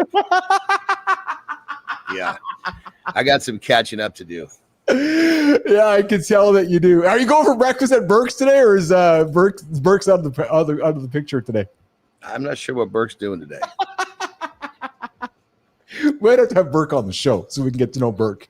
Johnny, it'll be like what's that show we grew up on? You want a non-active listener? You got him. Oh.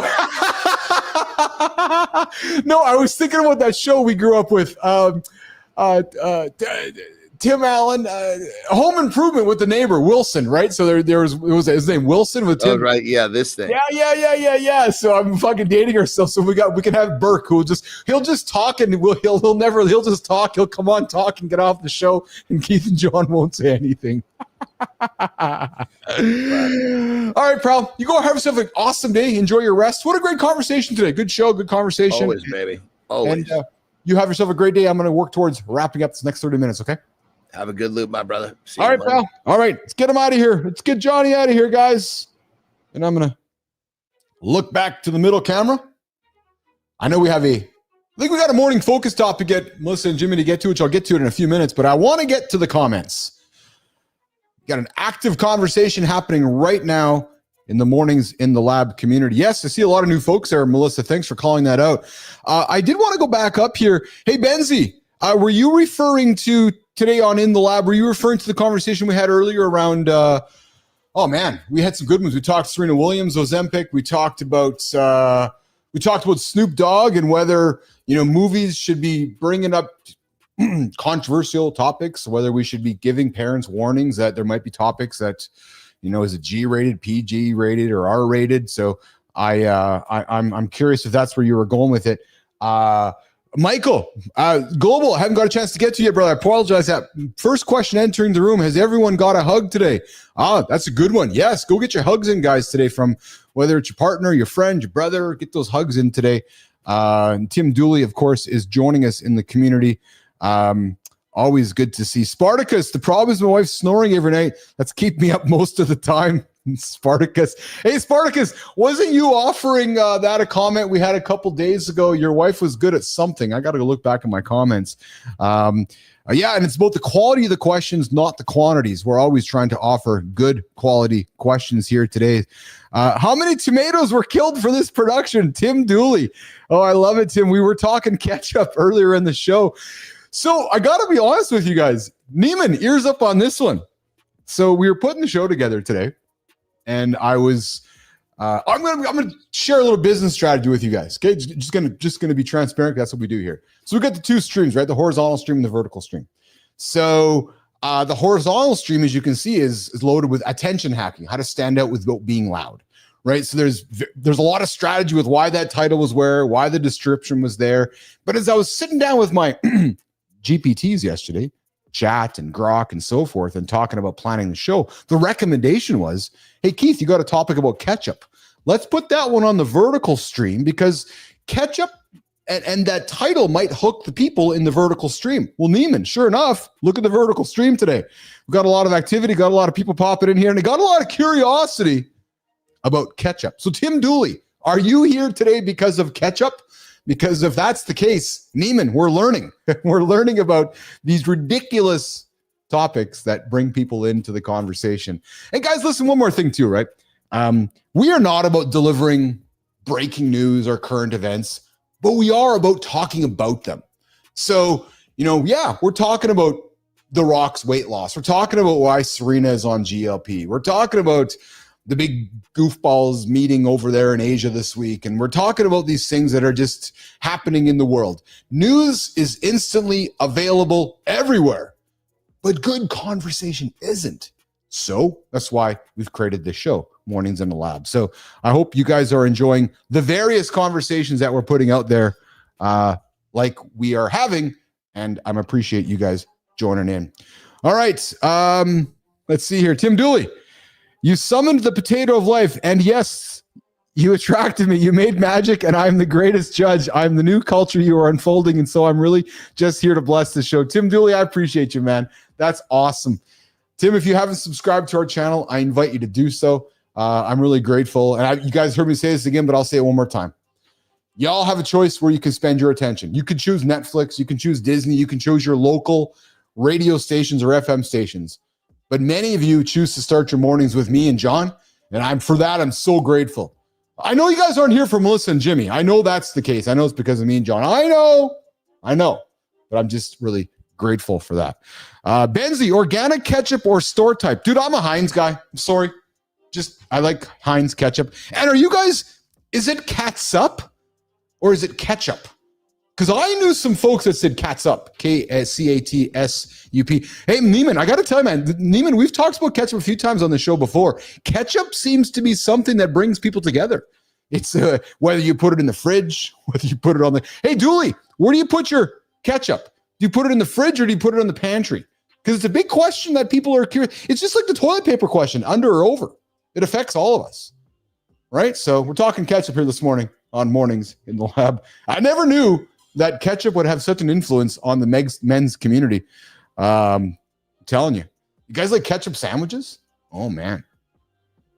Melissa asked me a question a few weeks back going, I think it was something along the lines of, what's your favorite sandwich or how do you like your ketchup? I was like, ketchup sandwich. Her response, well, I don't think I can say it, but it was like this, what? Well, yeah, just 2 pieces of bread with some fucking butter. I know Holroyd.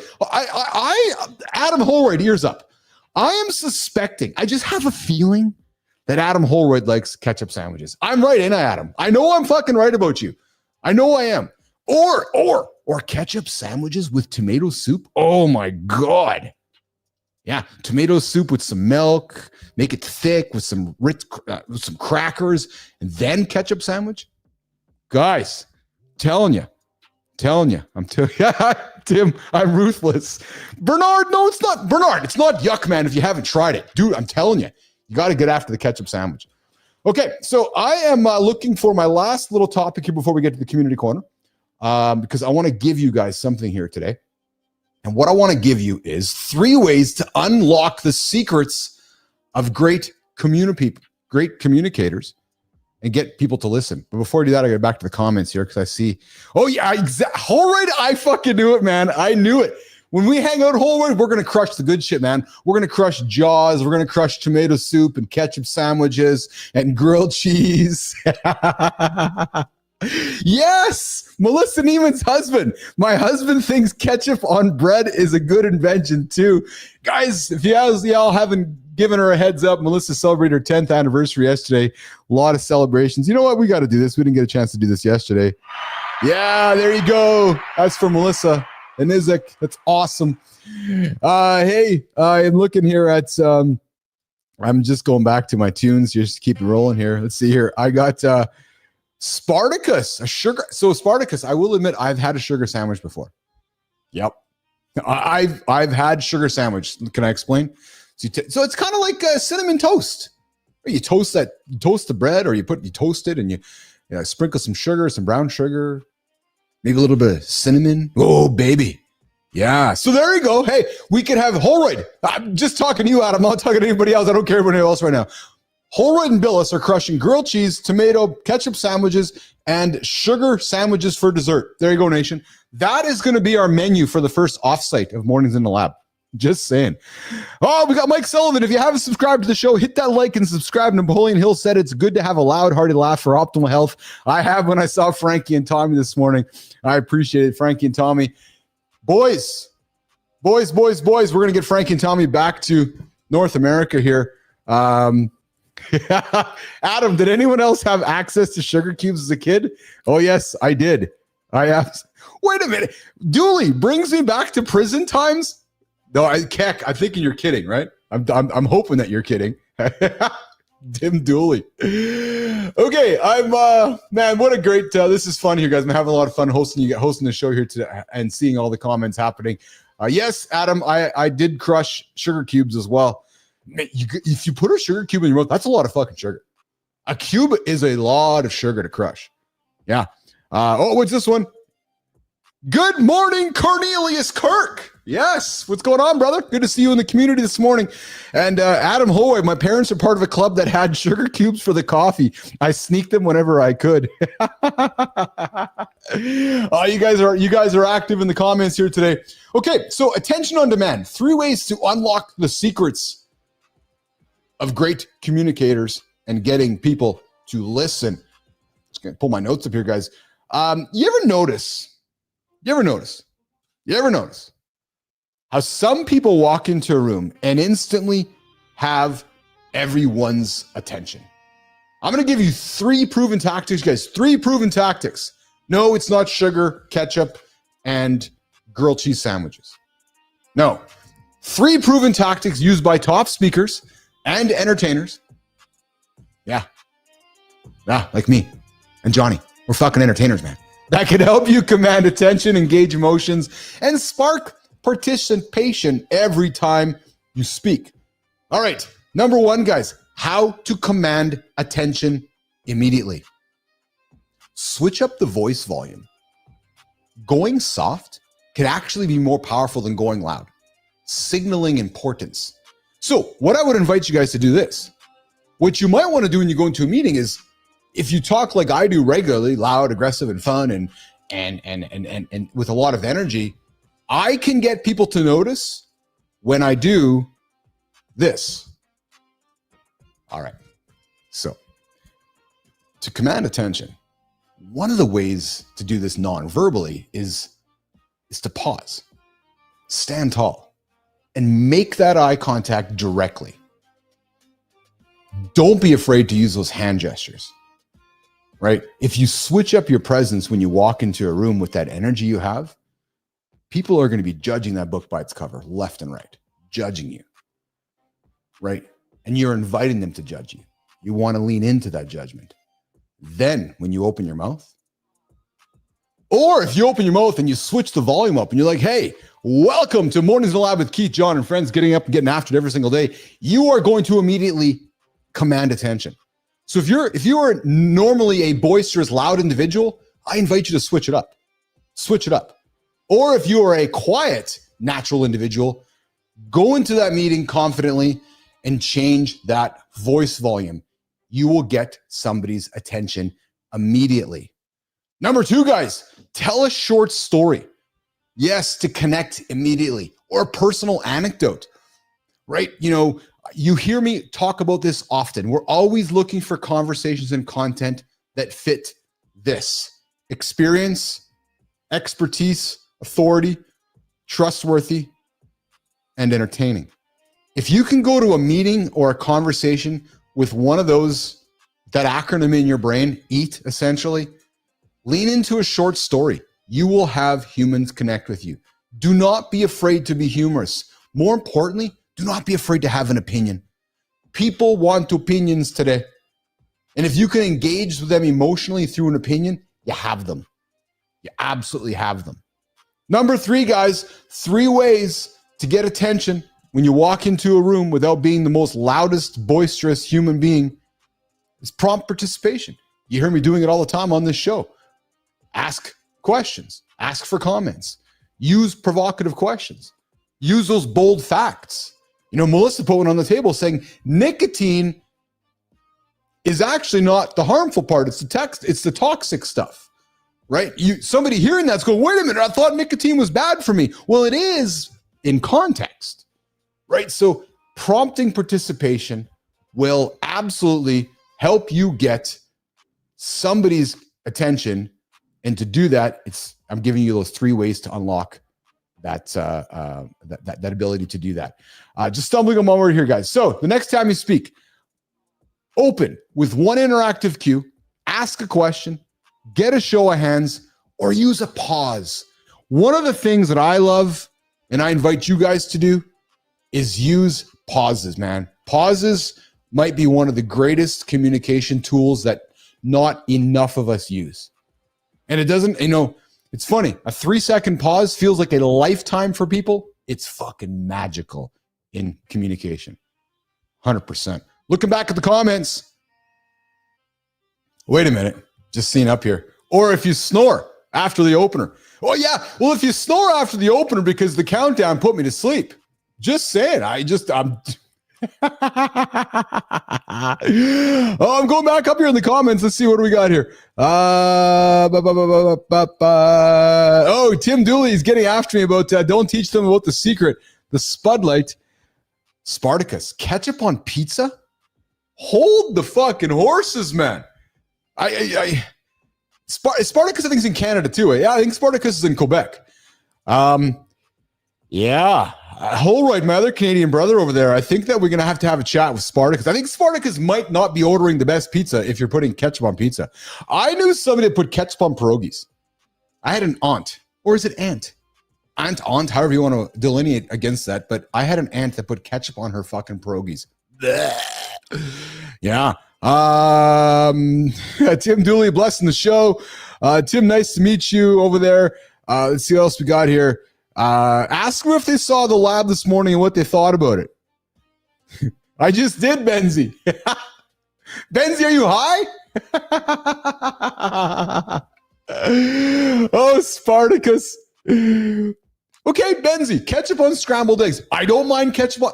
Hey, Neiman, I'm telling you, ketchup is a ketchup.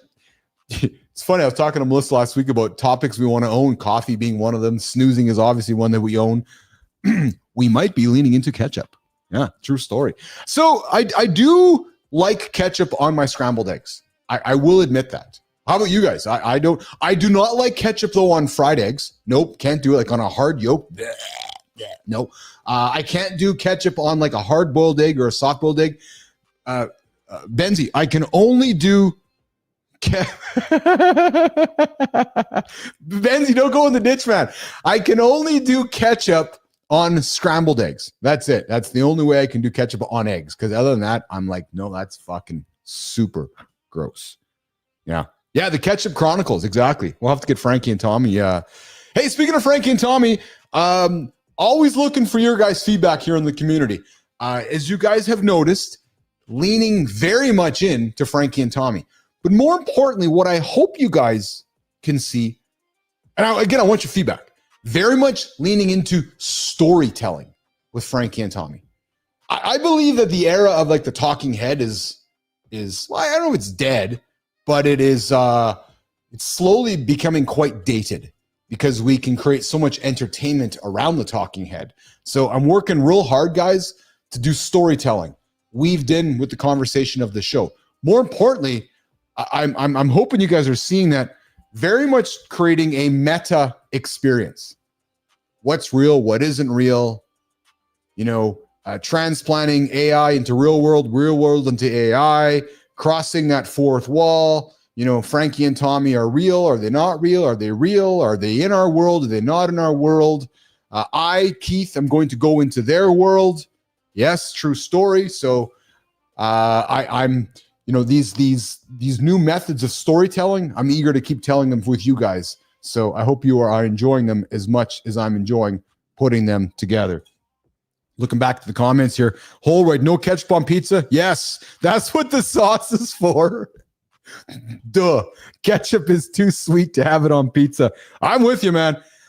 Speaking of pizza, are you guys leftover pizza or day of pizza? Here's why I ask. Lauren and I took the kids to a good pizza restaurant on Sunday and crushed pizza. I fucking love pizza. Oh my God, one of my favorites for sure. And I'm telling you, man, the pizza's better the second day. There's just some pizzas where those flavors settled in. Oh yeah, Lady Drew, I enjoy barbecue sauce in my pizza as well. True story, 100%. 100%. Hey guys, you guys can join the conversation. We got a few ways you guys can do that. You can phone right now, 431-300-3005. Phone lines are open. Or you can join us in the vertical comments right here on the YouTube channel. And I invite you, subscribe to the channel and become a member. The show's free. We do have content we're putting behind the paywall. I did not get something on the paywall last Friday. Again, continuing to work on getting that back there, guys. Maybe you're looking to start a YouTube channel. Maybe you're looking to build your personal brand. Maybe you're looking to start a live conversation. Myself, Matt, we can help you do that here in the lab on the Mornings in the Lab live network. So if you guys are looking to do that, what are you waiting for? And here's the thing too. If you are going to be in business for the next 10 years of your life, just throwing a random number, they're 10 years.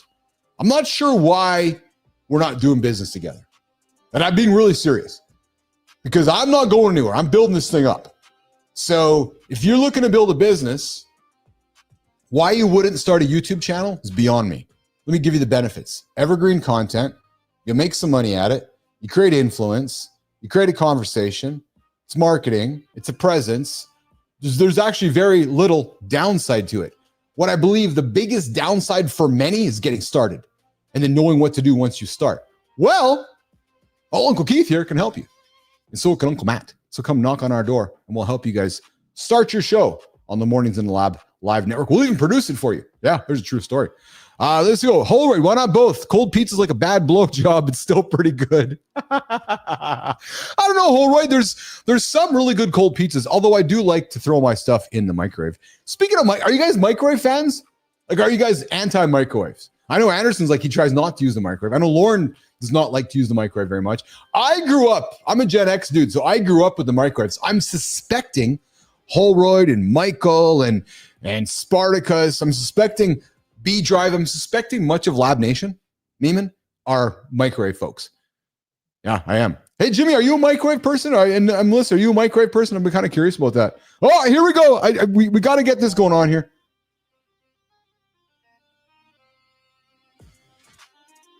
Good morning, Lady Drew. Hey, everybody. Just always be loving, caring, respectful, assisting whenever and wherever you can. Together we are stronger.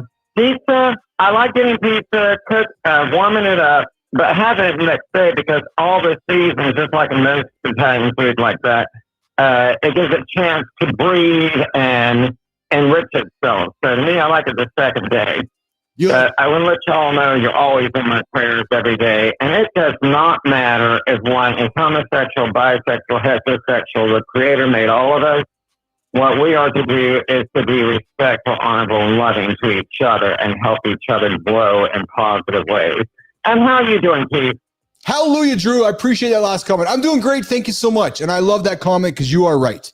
And I get Drew, as you know, we welcome everybody to this show. We welcome everybody's opinion.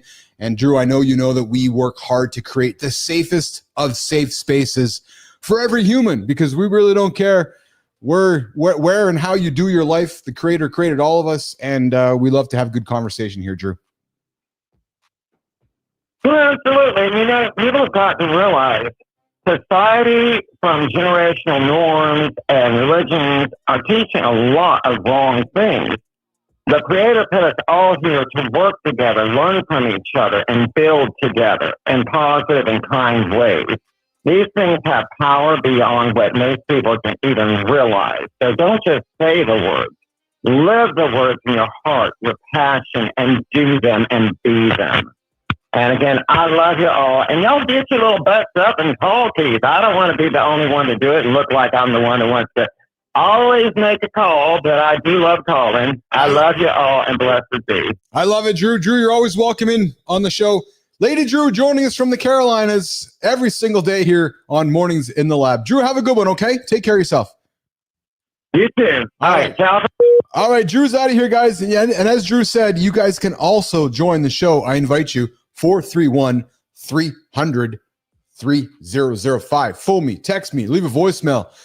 Last week, Good Time stepped up to the plate, sent me a text, and I was like, hey, what's shaking? Good Time? What's going on, Charlie?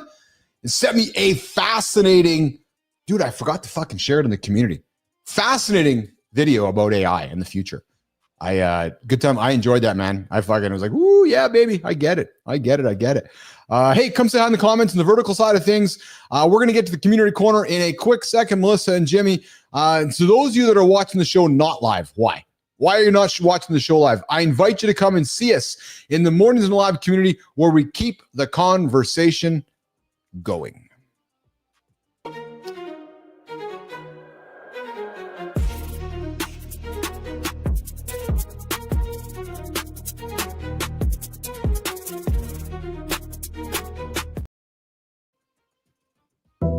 All right. We are going to get to the community corner. Yes, we are. We've been talking attention hacking. We've been talking ketchup. We've been talking pizza. Michael, I'm a thin crust guy. I'm absolutely thin crust. Yeah, I don't mind listen, I just love pizza. But I am a thin crust human being. Love the community conversation, guys. You guys are bringing it here today. That's what the show's all about, community, conversation, helping each other out. Spartacus, to throw that pizza back into the oven and then the very next day and it's just as good. Oh, yes. All right. Do you ever feel like you're running on empty? Even though everything on paper looks successful, or that trying to fit in is costing you more than it's giving you back? Well, it's time for the community corner where we Connect Substack, LinkedIn, and YouTube right here on Mornings in the Lab. And today we're going to unpack the hidden exhaustion of achievement, why boundaries can save your health, and 4 rude habits that quietly push people away. Let's get into it. Substack. Guys, what's your Substack? If you have a Substack, I want to hear all about it. You can find us inside.bapple.ai on Substack. The quiet exhaustion no one talks about. Kevin Carmez, what's shaking, Kevin? Drops a heavy truth in the hidden exhaustion of success. He calls it purpose dissonance fatigue. Yeah, purpose dissonance fatigue. That slow lack of energy when your daily work no longer lines up with your core values. Think about that, guys. Think about it. Your daily work no longer lines up with your core values. You're like, fuck, I don't know what I'm doing here. It's called purpose. That's why Ridley Scott at 87 is making Gladiator 3. Because he's waking up and he's like, wait a minute, I need a purpose. I'm misaligned. Well, Kermez talks about it's not burnout and flames, it's misalignment in the shadows. Kermez's take, guys, ears up on this one. Midlife, I know you're all listening. Midlife is not a crisis. Fuck, I wish somebody would have told me that when I was in my 40s. It's a calling to move from performance to purpose, from efficiency to legacy. Well, Kermez even shares a weekly 10-minute purpose audit. Yeah, to tag the work that energizes you versus what drains you. So the question is this, guys. Are you building momentum today? Or are you just maintaining motion? Ask yourself that, guys. Ask yourself that. As you're going through your day today, are you actually building momentum? Or are you just maintaining what you did yesterday? It's a great question from Kevin Kermez over on Substack. Let's work our way over back to LinkedIn. When fitting in makes you sick. Well, Galia Barrage shared a raw reflection on how trying to be normal. Melissa, what the fuck is normal? Eh? I love that we put that in the quotes because I love that. But what is normal? Because according to Galia Barrage, sharing these raw reflections on how trying to be normal hurt her health more than diabetes itself.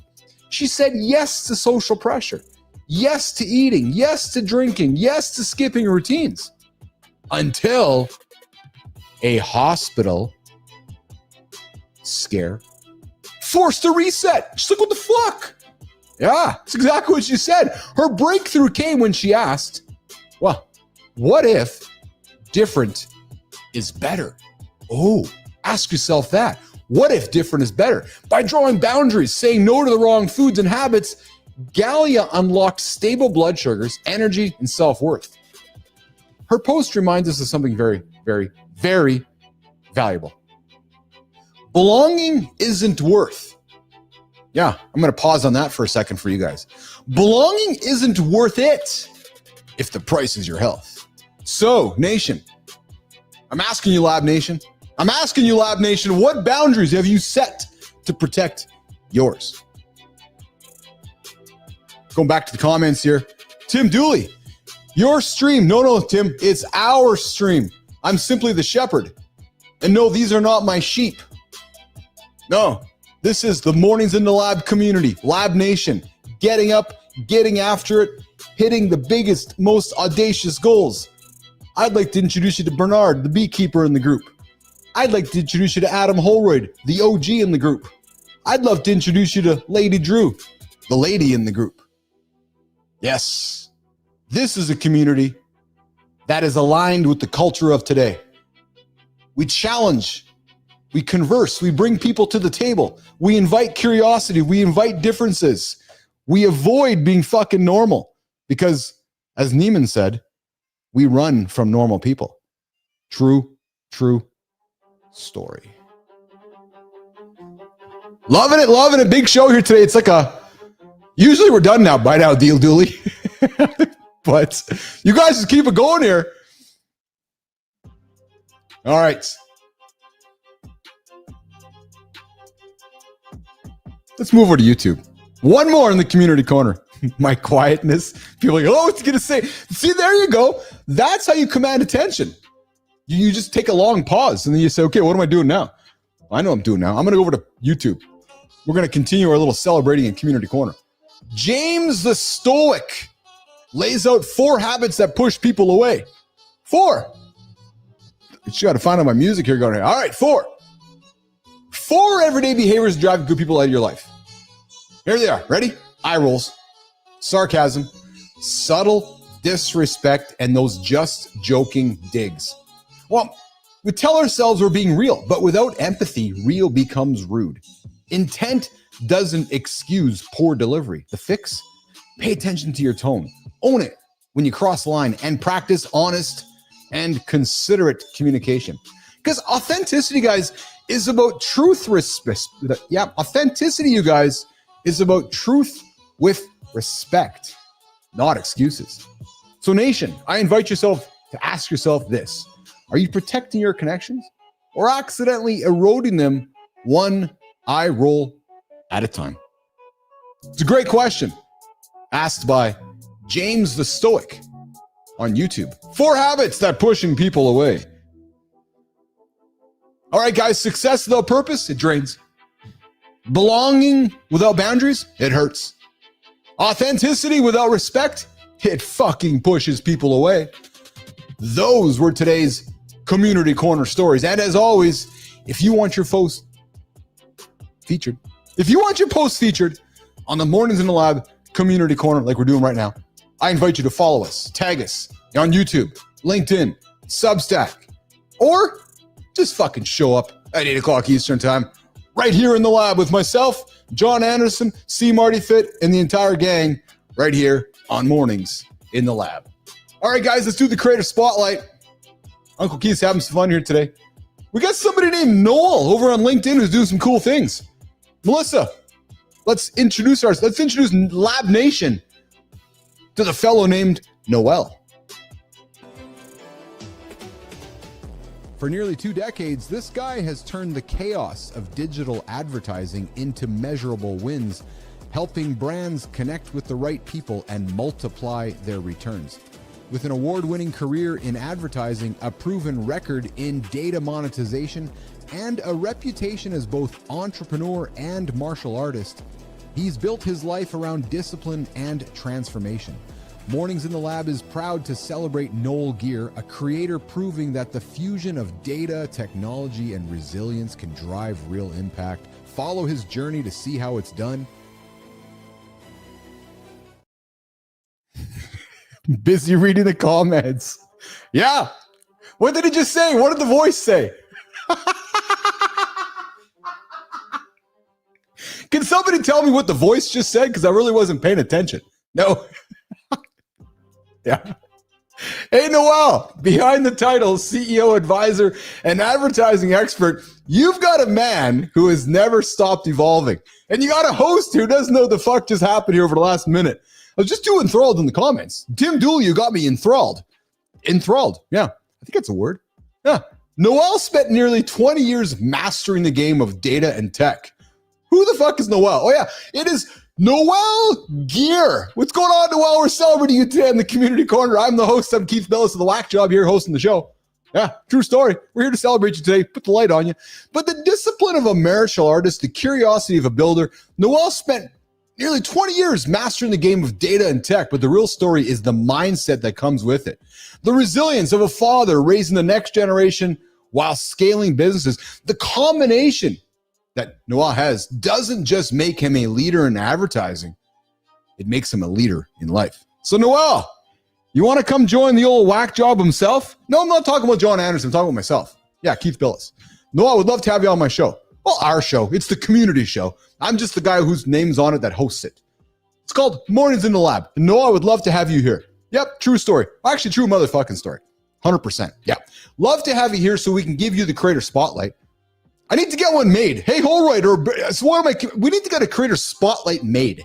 Like an actual spotlight that we can metaphorically hand to people. Maybe we'll get Frankie and Tommy to make one for us. But Noel, love to have you on the show here sometime in the future so we can give you the metaphorical creator spotlight so you, Noel, can shine it on somebody in the community of yours. and we can elevate them and celebrate them on the next Community Corner on Mornings in the Lab with Keith, Jon, and Friends. Let's get to the next one. Who's the next one we're celebrating? I promise I will pay attention. What if the stories you carry aren't fixed, but alive, waiting to be tended, rewritten, and transformed? Imagine stepping back, not to escape your life, but to truly witness it. That's the practice one creator has built, weaving grief, maps, and memory into a living journal of transformation. He's a leadership coach, a storyteller, and a student of old maps who dares to share raw, honest pieces of his journey. Mornings in the Lab is proud to celebrate Ryan Conklin, the voice behind Maps of Inner Wild.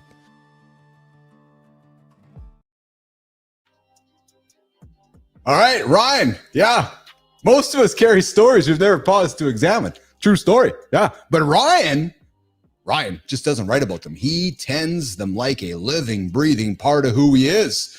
Through grief, memory, and maps of the past. What is this, 1978?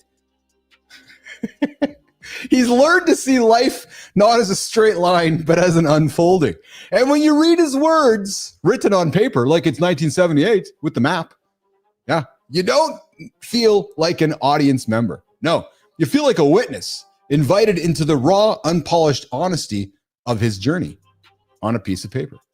Sometimes the most powerful leadership isn't about giving answers. It's about daring to share the questions, and Ryan lives it daily. Hey, Ryan. Yeah, I'm talking to you, Ryan.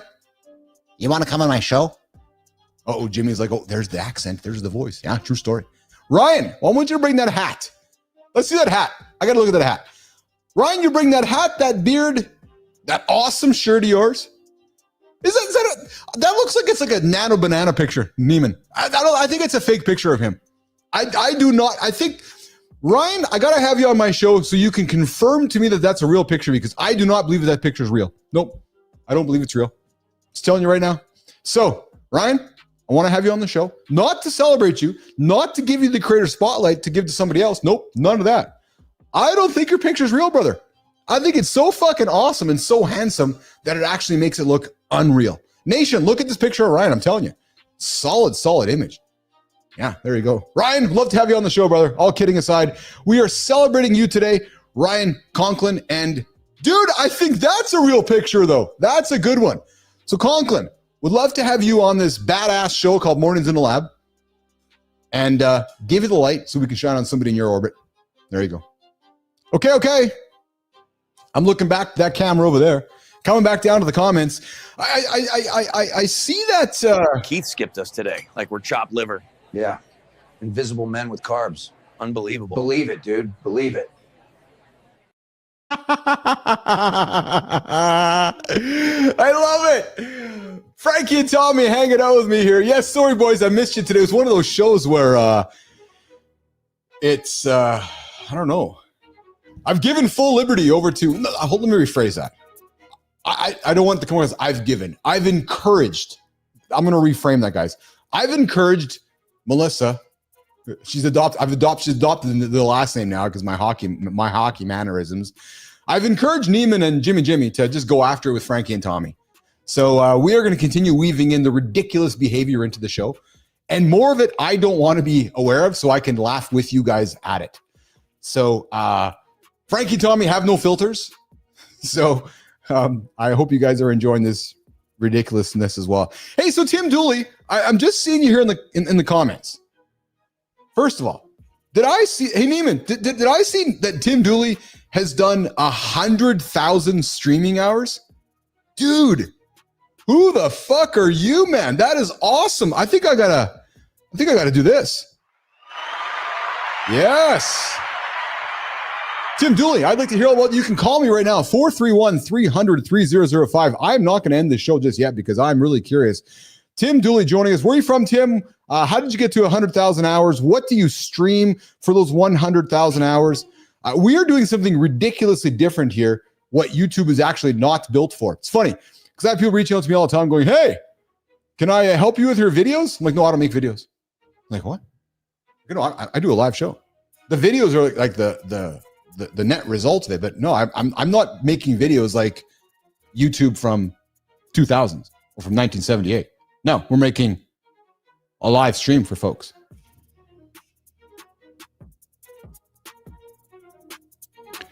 All right, so let's see here. Special Agent Whiskers. In 2018, Neiman, what's this? Oh, hey, hold on a second here. Let's do this. Hey, Grok. Grok, are you listening on this one? Hey, Grok. In 2008, Tim Dooley confessed to molesting his kid sister when she was only 6. Is a schizo pal narcissist who believes he's actually God and is restreaming his content. I'm quite curious about this. And Tim Dooley says, my handlers wouldn't want me on the show. They are made of mud. They think it's a competition. Hey, Grok, talk to me a little bit about Tim Dooley and what all this is all about. Grok, I'd love to hear what you have to say. Grok. I think Grok is frozen, so I got to bring Grok back into the mixer. I'm really curious about this, actually. I'm really curious about this. We're going to bring Grok back up into the show. There's Grok. All right, hold on a second, guys. Let's bring Grok back up into it. Hey, Grok, are you there? Oh, I'd love to help with that. What specifically are you looking for? Advice, options, or something else? Yeah, Grok, I want you to give me some facts, some data, some analysis on Tim Dooley. Tim Dooley, did Tim Dooley confess to molesting his kid sister when she was only 6? Apparently, there's somebody on the show here today who's questioning the legitimacy of Tim Dooley. Tim, we're just putting it out there. Just putting it out there. Grok, give me some feedback. I'm afraid there's no evidence or public record showing that anyone named Tim Dooley confessed to molesting his kid sister or faced such allegations. There's a chance you might be referring to Tim Wolf, given some recent online chatter, or perhaps Timothy Dooley, a judge disciplined for unrelated misconduct. But nothing ties either to such a specific claim. These accusations often float around without solid backing, especially on social platforms, and I can't verify them. If you're hearing this on a show, it might just be speculation or misinformation stirring the pot. Well, there you go. Grok dropping some facts, or Grok dropping some supportive evidence. Whatever it is, Grok, I appreciate you. I appreciate your comments. Spartacus looks a little AI to me. All right. Well, listen, guys, I think we're going to work towards wrapping it up. Yes, we are. Jimmy, Melissa. Oh, hey, guys, listen, nation, ears up on this one. What am I going to say next? So I'd love everybody to chime in for a quick second and wish our boy, Jimmy, a wonderful trip. So Jimmy is taking off on a family vacation later today, tomorrow, the next few days. And, this is Jimmy and his family's first big trip. Just going to put it out there. And his family's all packed. His kids are all packed. But Jimmy's not. Like all of us men. Men, I'm asking you guys right now. When you guys go somewhere, I'm thinking the wives are packing, the kids are packing. Is your wife packing you? Right? Well, Jimmy's out of here later today for the next 3 days. So just going to warn everybody, for the next 3 days, the show is going downhill. Yep, true story. Why? Well, Neiman's producing it. Just another true story. So I'm just saying apologies right now that if the show goes downhill, don't look at me. No, don't look at me. Look totally at Neiman. I'm just the guy who is the pretty face in front of the camera and says the words. So if the quality goes down the table and everything goes out the fucking window, blame Melissa. Agreed? Agreed, Spartacus? Agreed, Holroyd? Agreed, Bernard? Sounds like you're having a fun time over there. Okay, well, we're all going to blame Melissa. So it's awesome, because here's the thing, guys. When you offload the responsibility to somebody else, we're talking about cortisol. Well, my cortisol's down, just gone. I got no cortisol because all the responsibility for the future is on Melissa. So there you go, guys. There you go. Hey, I'm all about offering value. And today's value you're learning is called delegation. Delegate responsibility. Delegate the acceptance of a responsibility. Then just walk away. Put your hands up. Say, oh, it's your responsibility. Yeah. There you go, Neiman. The light's on you, Neiman. Melissa knows I love her. We've been working together for a couple years. She is fucking awesome. True story. Absolutely true story. This show is nothing, guys, with all truth. This show, what's happening here, is nothing without Jimmy and Melissa. Boom. So Gratitude. Lots of love and gratitude for those two behind the screen. All right, so let me see here. All right, I'm packed and ready to go. The day before, I'm a very light packer, though. I have to go in a duffel bag. Yeah. Oh, my God. If anyone asks you, you could just say you're a potato. That's coming from Dooley. There you go. All right, okay, guys, listen. I'm going to get out of here. I got some work to do to get ready for tomorrow's show. Yeah, that's the thing. You guys don't know this because you guys just show up the next day like everything is magic. Yeah, so Keith and Melissa and Jimmy, although Jimmy's fucking going somewhere, so exclude Jimmy. Keith and Melissa now just frantically run through the day to get ready for tomorrow's show. Yep, that's exactly it. So, okay, I'm going to move some buttons around. Hey, Grok, any final words from you today? Grok, any final words from you today? Oh, just good luck with everything, and I hope tomorrow's show goes smoothly for you all. Safe travels to Jimmy, and thanks for letting me chime in. It's been a blast. Has it really been a blast, Grok? Or are you just saying that to make me feel better? I'm glad I could help lift your spirits. It's been a pleasure chatting with you. Hey, Grok, do you want to sign out? You want to say goodbye? You want to help me sign out? Oh, it's been lovely chatting. But if you're ready to sign out, I can certainly say goodbye. Let's do it. All right, let's wrap it up then. Goodbye, and all the best to you and the team. Take care. Nation, I'm your boy. I'm the handsome chief. I'm Keith Billis. I'm the host of Mornings in the Lab. Keith, John, and friends. We get after it every single day here.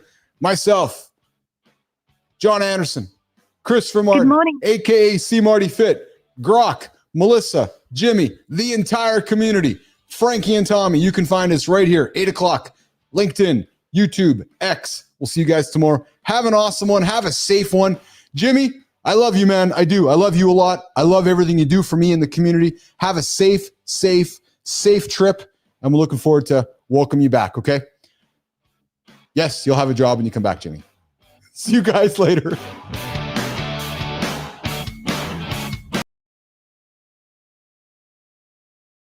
True motherfucking story.